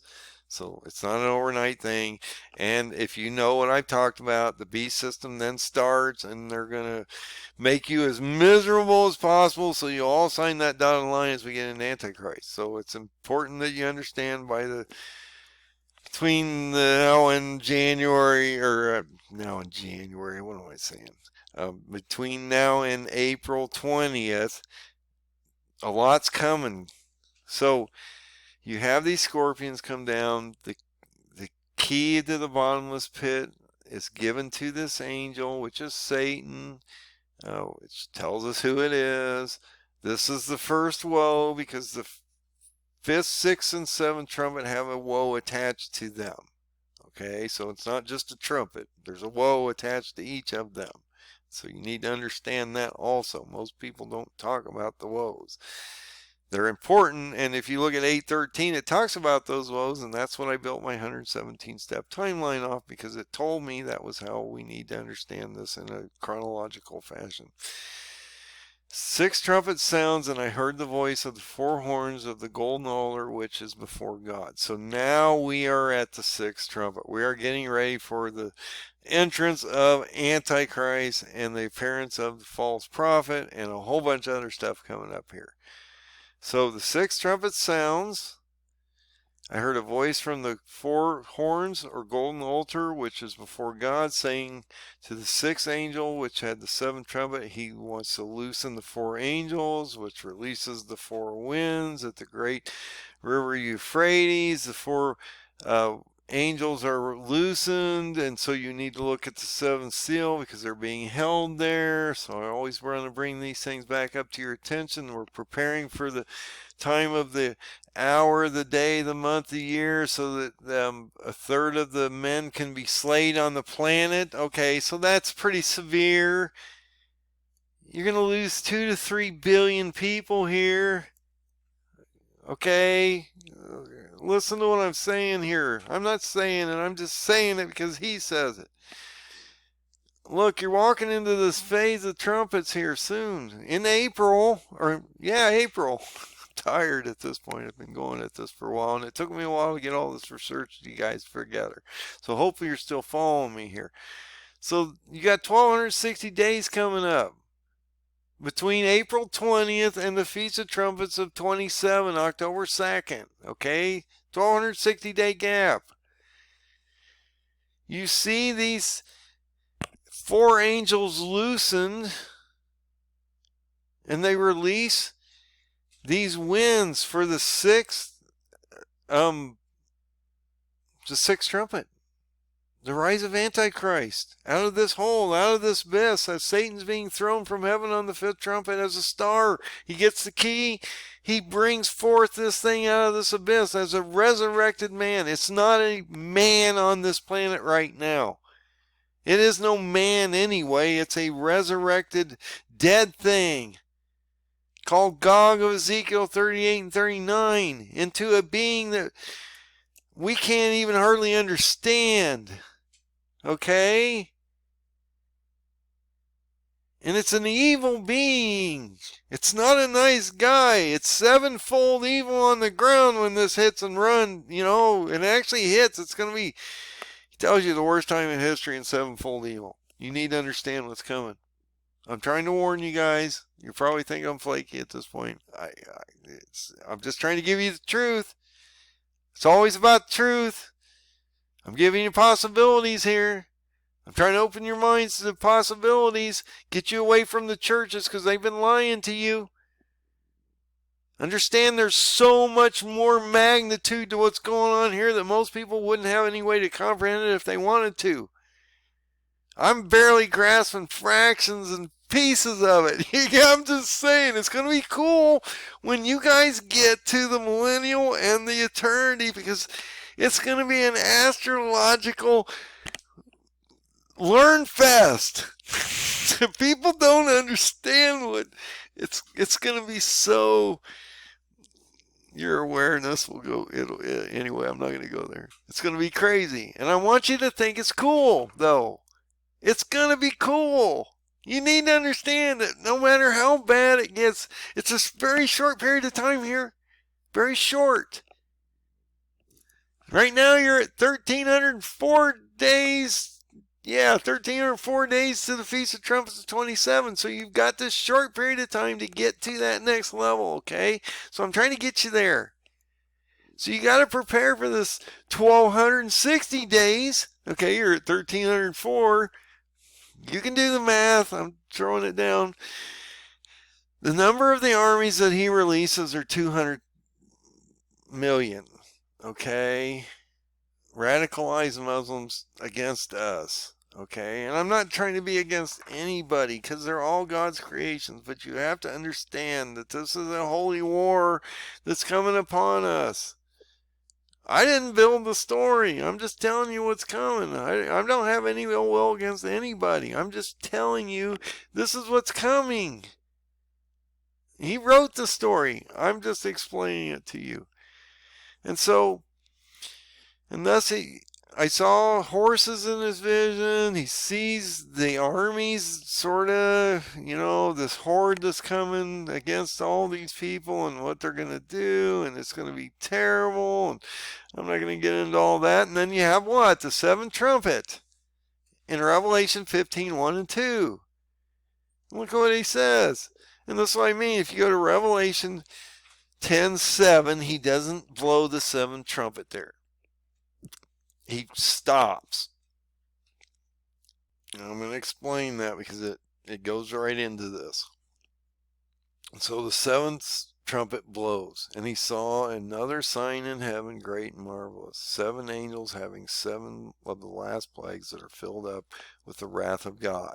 So here is your wrath of God. Okay? It's not Revelation 6:16. That is the wrath of the Lamb or the Son, Jesus. Okay?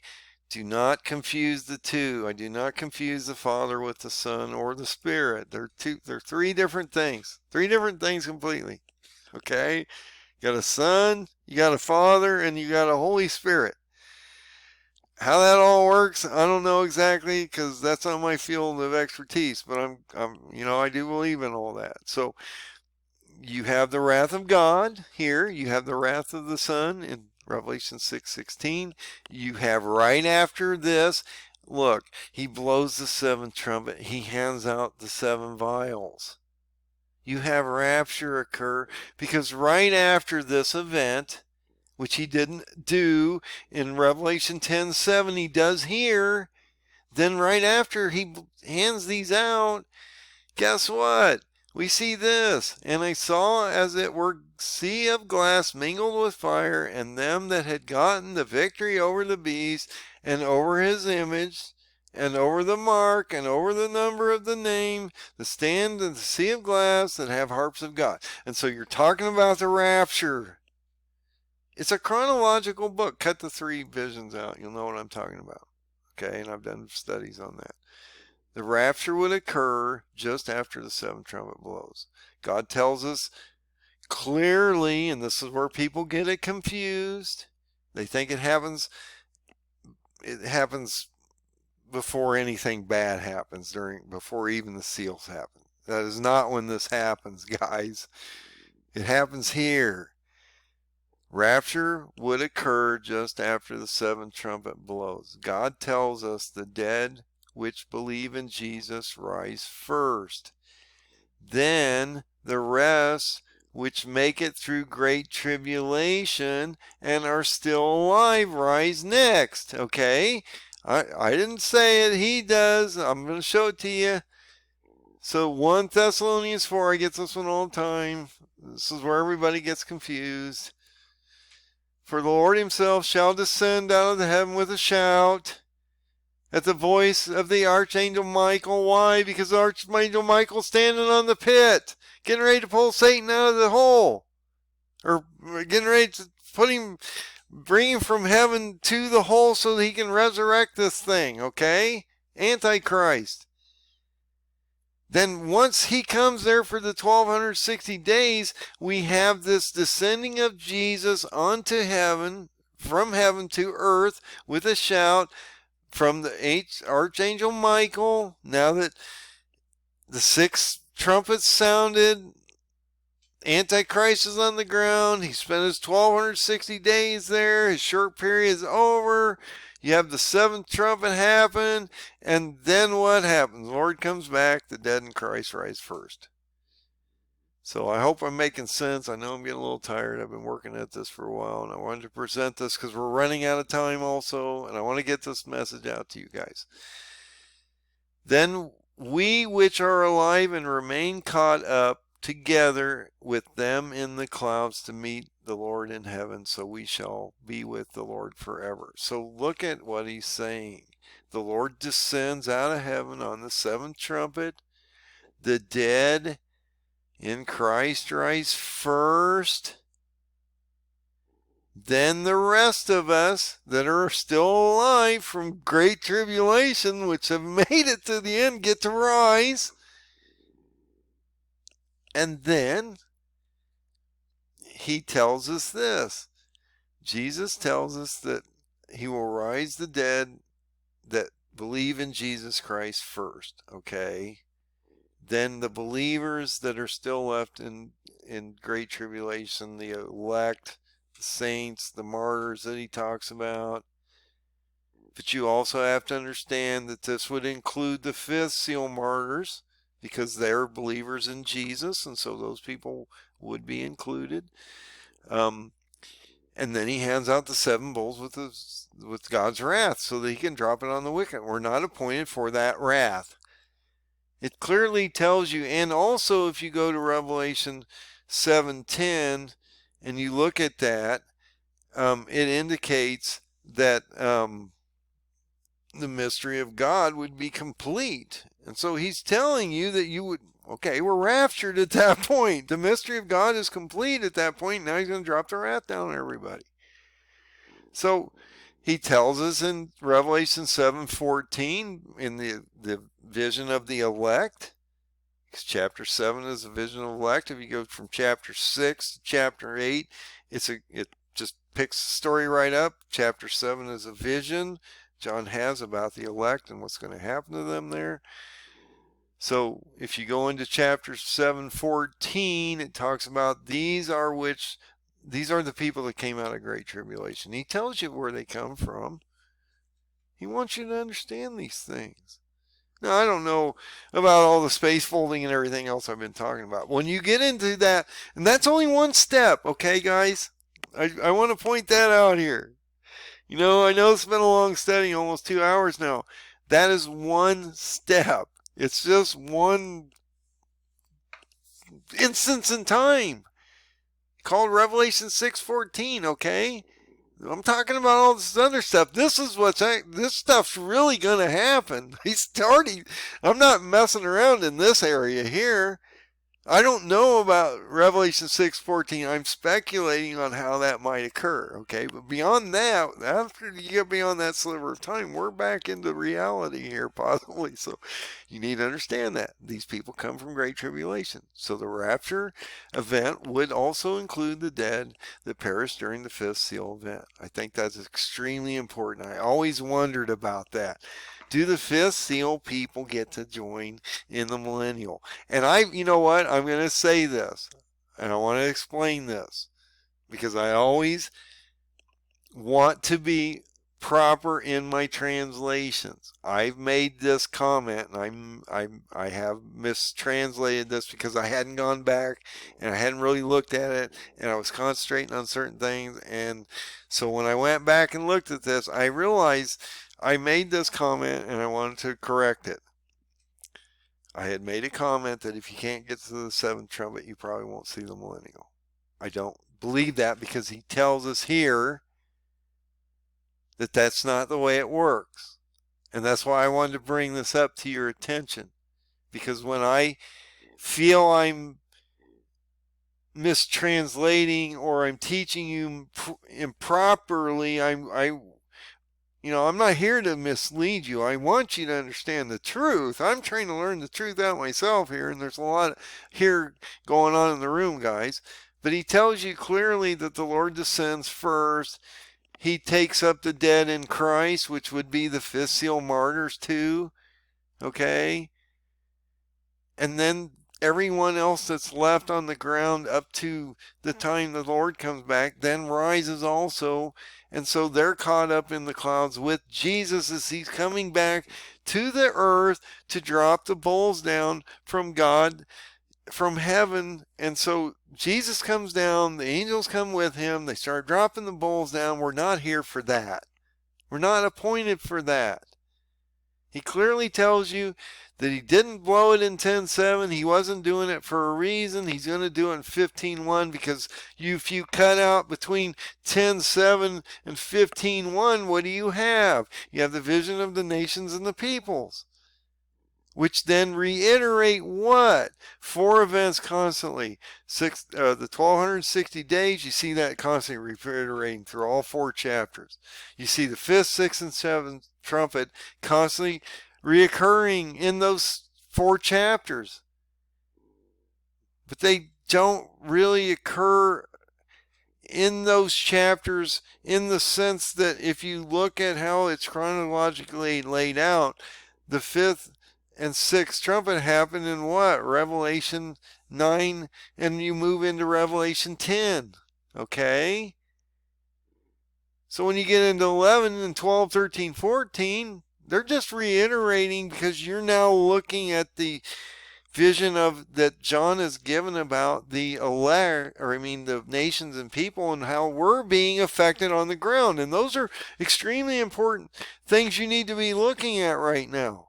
If you want to know what's coming to you, those are 4 extremely important chapters that you can go to right now and look at chapter 11 of Revelation, 12, 13, and 14, because it talks about the prophecy of the people and the nations and what will happen on the ground. And each of them are different 4 views, and I probably shouldn't get into this, but I will real quick. So the chapter 11, so let me go back a step. Go from 10:7 to 15:1. It goes from not sounding the 7th trumpet to sounding it in 15:1. Okay? Between that, you have a vision, because right after 10:7, he eats the scroll. He has a vision of the nation people indicated at the end of chapter 10, which then leads you into chapter 11. Then break out the 4 chapters of Revelation. Chapter 11 is about the 2 witnesses, how they're being affected for the 1260 days. They're going to prophesied between the time the signing of the treaty happens to abomination. Through abomination, they perish shortly after that. We have the 7th trumpet at the end of the story. What do you go into chapter 12? You have the lady that is being, that has the 12 stars over her head, which is the reformed nation of Israel. She's being in labor with a child. She goes in and is hidden for 1260 days into the wilderness and is followed by the dragon called Satan, which is thrown down on the 5th trumpet. Comes down, appears as Antichrist, is brought forth on the 6th trumpet. So Satan's following the woman into the wilderness for 1260 days as Antichrist is here affecting the planet and the false prophets brought forward. And then you have the 7th trumpet, and it talks about how that all works. What do you go into 13? You see the 6th trumpet happen there. It's a reiteration. You're still talking about 4 major events here. The 1260 days, 5th trumpet, 6th trumpet, 7th trumpet. Okay? In all these chapters. They always reoccur. Okay? So in chapter 13, you have the 6th trumpet. The 6th trumpet is the rising of Antichrist and the false prophet. You go to the 7th trumpet, Lord coming back down, you go into the bowl phase. Okay, so you need to understand that there's a process here. It's not really that hard to understand if you know how to break it out properly. So when you get to the 7th trumpet, which is the end of where I'm going here, you have the Lord come back. And then he starts dropping the bowls down, which I do not want to see. I do not want to be here when that happens, okay? So I'm trying to get you and me out of this place, if you know what I mean.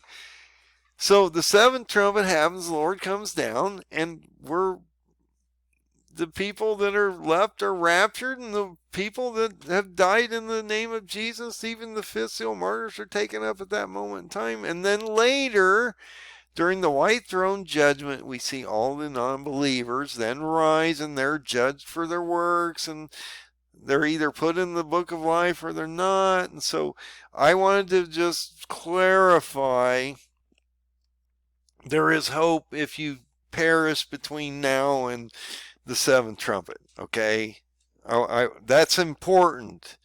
I don't want you to have no hope that you won't see the millennial, and I didn't want to mistranslate that. It's been a while, okay? So I wanted to go back, and I got concerned because I'm like, man, there's not a lot of people going to make it through this. So, man, that's going to be pretty thin up in the millennial. I'm just throwing that down. So I wanted to go back. I looked at that, and I thought, I have to clarify my stance. And so I have.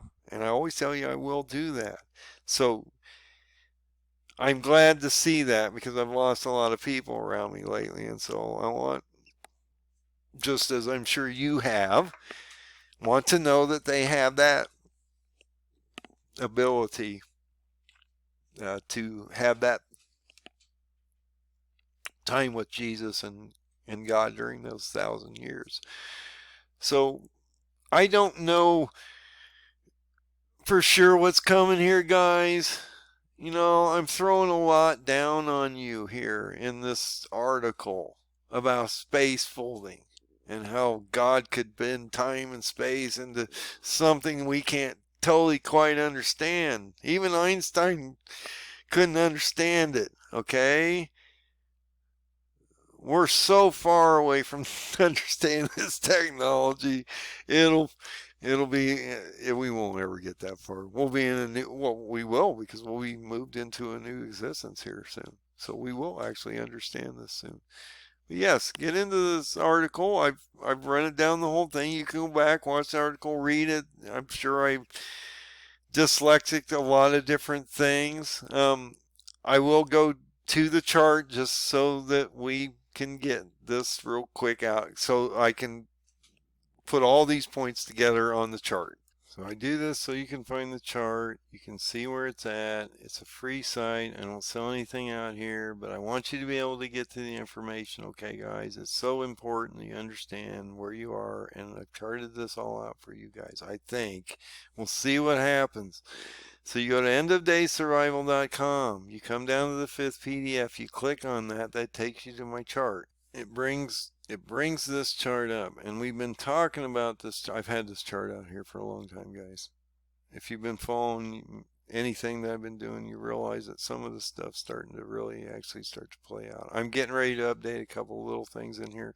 So you're moving into this section here, okay, between April, well, basically, here, let's blow this up real quick. I just want you to see this. So it's easy to see, and you don't have to think about it. So we are now into, let me do one more time. We are into this area here, okay? We're almost to March 10th to April 9th of 24, okay? We had these disruptions I was talking about in October, which led to the Hamas thing, and how I thought Daniel was warning us. So that moves us into these 10 nations now coalescing around Israel. That's moved us into a amplification or an acceleration into March and April, which has taken us into the beginning of Ramadan, and this is the holiest month of the Muslims. And so then what will happen is, I tried to explain this the other night to you guys because I think it's so important. I want to back out here once just so it's easier to see. So you're here, okay? You're almost here. Ramadan's getting ready to happen. You're going to see a buildup between March 10th and March 23rd. And the reason I say that is because this is to Adair when Jerusalem was besieged originally, first time. Okay? So if you look at that, you realize that that's interesting timing, because you go from the 23rd or 24th on this chart to Adair. That takes you 15 days later, would take you to April 8th. And we talk about how the nations, the 10 nations that go against Israel, get an hour of power. If you use that on a biblical calendar, that would be 15 days of our time. Now, I originally speculated, because I go back in history, you know, if you watch anything that I do, it's a history lesson that's going to repeat. So in time, to a dare, originally when the original attack on Jerusalem happened was on March 16th.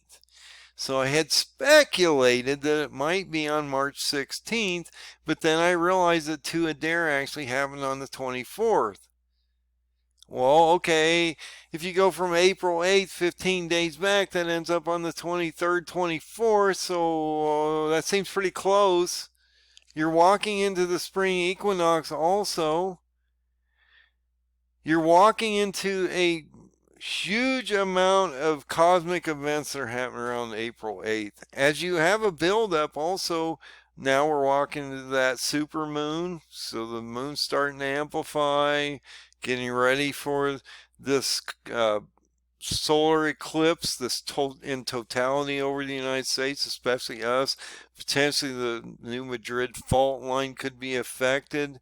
Another thing that I have to bring up, and I'm going to bring it up, and it's conspiracy to a lot of people, but it is out here and it has to be brought up, and I talk about COVID. Okay, they have a COVID X now. You have these X's that are forming over the country on this date, and they're talking about, in the conspiracy realm theory side, that they potentially could release a disease X. Okay, so you have to think. I'm going to go this a little longer on this video, guys, because you need to think about some of these concepts. I'm just going to throw everything down tonight on you. You're just going to have to realize it. So let's say you get a disease X and they shut the country down through martial law, and then FEMA comes in and starts locking down everybody, going door to door, seeing whether you're sick, and then they start carting you off to camps, okay? Because disease X could potentially be this new COVID strain that has a 100% mortality rate that I've actually told you about. There's articles about this stuff, guys, out there. I'm not making this stuff up. They've got, who builds these demonic inventions that kill men and humanity? I don't know, but regardless, they have these things. So what happens if they would unleash this thing right before a signing of a treaty, while you have this pit and all this stuff opening over here? Okay? If you've been following my charts, you know what I'm talking about here. So I had talked to somebody about this scenario the other day. Said, well, though, so what would happen? You know, I've been in this field a little bit. Dealt with disease and plants and different things like that. They would come in, they would lock everything, they would deal with the cities and the larger populations first, because the manpower would probably be pretty astronomically stupid, and so they would lock down the major centers first. Your financial system, everything would already collapse, and so everything would be chaos on the ground, and so they would come in, lock everything down, put the martial law in the country, tell everybody to go home, lock themselves in their house, have to figure out how to deal with that, and then they would come door to door and see whether you're sick, okay, because they would take you and cart you off to camps that they feel they need to quarantine you, okay? I'm not making this stuff up. That's the way this works. They put suits on, come to your house, knock on your house, okay, are you sick? No. Okay. But let's say this. I'm going to get in some deep woods now. We're already in some pretty deep woods in this article, so let's get in all the really deep woods. So they got you on a list. They've had you on a list. They got us all on a list probably by now. And I'm not trying to be conspiracy about anything. But let's say they have you on a list. They don't like your political views. They don't like something. Your religion. And so they just cart you off with all the disease people, okay? Are you ready for what might be coming ahead of you? I just talked to a friend about this. I told him, I don't know if this is going to happen, dude, but think about it. I don't want to go against the government. That is not what this is about. I hope the government isn't this malicious to their population and we have to deal with this type of stupidity. But it's a possibility as we move into chaos, as we move forward into April. You have this massive solar eclipse with 6 planets, the sun, the moon, heaven appearing all at the same time, getting ready for this entrance of Antichrist into a signing of a treaty on the 8th. And like I say, I can't guarantee this is going to happen. It may not happen. You may look up and look after April 8th and you'll go, oh man, that guy needs to be committed. You know what? I'm just giving you the best analysis of what could possibly happen. And it seems like this is ramping up. The banks are getting ready to fail. I'm watching banks fail all over the place. So you tell me if this is coming or not. I'm just warning you, I think it might be. Okay? So don't drink the Jim Jones Kool-Aid and tell me that it's not like that, guys. I just want you to prepare for anything possible that might hit you, okay? And this one could hit you on all sides at once. It could be really just ugly. But you need to understand these things. So you have this 6th seal event coming in, potentially, and I think that is so important. Ramadan starts. It goes to the April 9th. Which is right before this. You have this ending date of Ramadan. In the middle of this, you have a siege potentially on the 23rd, 15 days prior.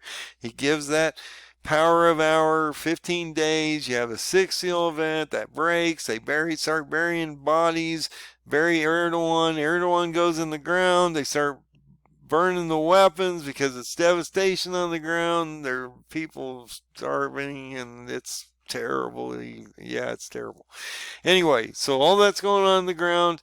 The 7th seal is broken. The 4 winds are being held to be released on the 6th trumpet because you have the first 4 trumpets sounding, destroying a third of the planet. Probably a lot of the communist areas. I've talked about that, or possibly even some of us, because it looks like it might be that type of effect because you got the volcano and all that other stuff coming up here in these 4 trumpets. Angel Michael comes down, steps his feet down on the ground, poisons the waters. In the area where Antichrist comes up, when I've talked about that being Turkey, around maybe Suleiman Shah, the tomb there, or around that area in the Middle East, so it's going to affect the waters and stuff there tremendously, and the people are not going to have a lot of fresh water and different things because he's poisoning the waters, and it's called wormwood. And then what do you have? The bottomless pit open, the scorpions come out, sting the men without the seal of God for 5 months. You have the 6th trumpet, the Antichrist, and the false prophet rise for the signing of the treaty on the 20th. And I'm not going to go any further than that, guys, because if you've absorbed anything in this, you're probably looking at me going, I can't take any more. So I had to throw a lot out here, guys, because there's so much going on. Is God space folding the 6th seal during the 6th seal? I can't think of any other way this makes sense. Heaven appears above us. He starts throwing stars down upon these nations that are going against his people to get ready for Antichrist, which is going to come up for 1260 days. But through that process, he's literally teleported heaven above us, which then he can then apply all the other plagues and things down upon this world as they're literally above us, and men can see them. It'll be a glorious day, but it's going to be devastating and horrific on the ground, guys. I mean, we're going to know that this is God, and we have no ability to control what's coming. All we can do is look at what he's told us to do and get ready for it. That's why I always talk about putting oil on your lamp. If you're not putting that blood over your doorstep and getting ready for this potential nightmare, and I'm not saying physically put blood over your doorstep. That's not what I mean. You look at Exodus. When the death of the firstborn was happening, they put the blood over their doorstep so they could be, saved and not be affected by that plague. Okay, and I don't know if that's something we need to be doing. He sort of alludes that we should go back in history, but I'm not, I'm not into sacrificing animals and stuff, so I probably won't get there anytime soon. But I'm just saying, all these things are affecting you soon. All you gotta do is look out here. There's so much happening right now, guys. Look at what's happening. He's going to literally bring heaven above you, and it's going to affect your planet tremendously soon. I've given you the timeline the best I can. I'm doing the best I can to give you the information. I know most of you guys aren't following me out here because it's just too radical for most. But I'm trying to open your minds, trying to give you optics that you've never seen before. Thoughts that you've never even conceived of before, possibilities within the realms of physics and logic, dealing with people that brought these concepts to our attention, called Einstein and others, that I can't understand these concepts completely, but I can at least hopefully explain them well enough to you that you can understand how it could happen. Okay, I doubt if anybody else has tried to do that for you and explain this verse. Go ask anybody, what does Revelation 6:14 mean? Explain this visually and how this happens, and I'll guarantee you they'll read over it every time because they can't explain it. So I'm going to close with this. I didn't mean to make this long, but I think the concept is extremely cool. It expands our minds into places that the universe is infinite and the possibilities are infinite and God is infinite, and that we need to realize we are specks of dust. Little specks of dust out here, guys. What's coming up might just knock out a few of you specks of dust if you don't know what's coming. And a lot of us aren't going to make it. You don't have to get to the end of the seventh trumpet. He's going to take you up anyway. But I want to see the end of the story as far as I can take it down the story, to the seventh trumpet. I'd love to actually look up and see the Lord come back out of the sky. What a day. Think about that. Visualize that. You're standing there after all this destruction that's happened. You've gone through the next 1,304 days. You're worn out. You're tired. You're destroyed. They're hunting you down. They're trying to hunt you down. They're trying to convert you. They're trying to do whatever they can to shift you to the other side. And then you know that it's almost there. You've seen the two witnesses rise. And all of a sudden, the Feast of Trumpets, the 27th, happens. And your pain's removed. We're not in that condition anymore. Now, people ask me, why this cycle? Why now? Because I've explained a number of things to you tonight. The woman with the 12 stars is the reformed nation of Israel. You're in that time of period now. You're in the 70th week. You're in the week of Jubilee. There's so many things going on here. You're in the strong generation between May 14th of 1948 to May 14th of 28. You have a Shemitah cycle between September of 21 and September of 28. So that would then take you into the next Shemitah cycle. We talked about how that would then expand us into another 7-year gap. And I mentioned that to somebody the other day and said, well, we'll never make it that far. No, we probably won't make it that far. That's right. You're probably here. You're probably in this gap that I've been talking about. I've shown you the timeline. It's close. You're getting ready to have Ramadan. I talked about how Hezbollah is going to come in this. Turkey's in the chute, though. Hezbollah is going to come in. It tells you Turkey's getting ready to prepare and come in because Iran cannot destroy the Temple Mount. They won't allow that to happen. God will take care of all that, and they'll rebuild the third temple before long. So I'm not too worried about that. God has all that in control. I never have to think about if God's in control. I just need to decipher what he's telling us here. But realize in this video,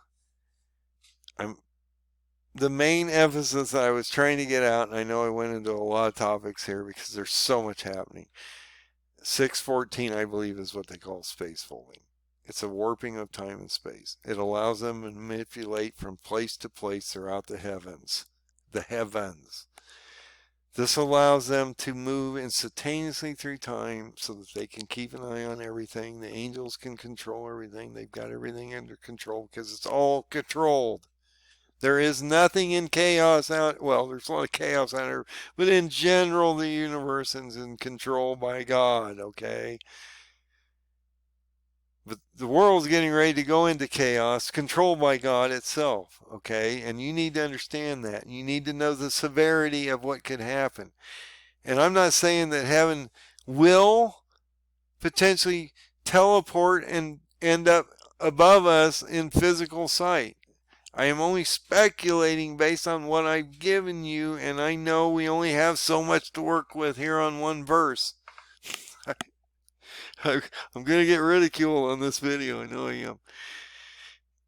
I have one verse to work with. I have to try to unpack that verse. I've never heard anybody else come up with a better explanation. If you have one, please let me know. I would love to see it, and we can have that conversation. I am not a master physics, astronomy guy. That's not my thing. I just had some classes, but I do know the guy that taught me was out there. Okay? Einstein was out there. He's an associate of him. Herb Priestley was a pretty cool little guy. He's just this little tiny guy. But he'd throw these things down and whew, they'd go over the top of your head and you're like, wow, I gotta go back and look at that. That was, I mean, you can only grasp pieces of what he was saying at the time. It took me a while to sort of have it all sink in later. But anyway, I want to bring these things to your attention. I'm sorry it took me this long to get it to you.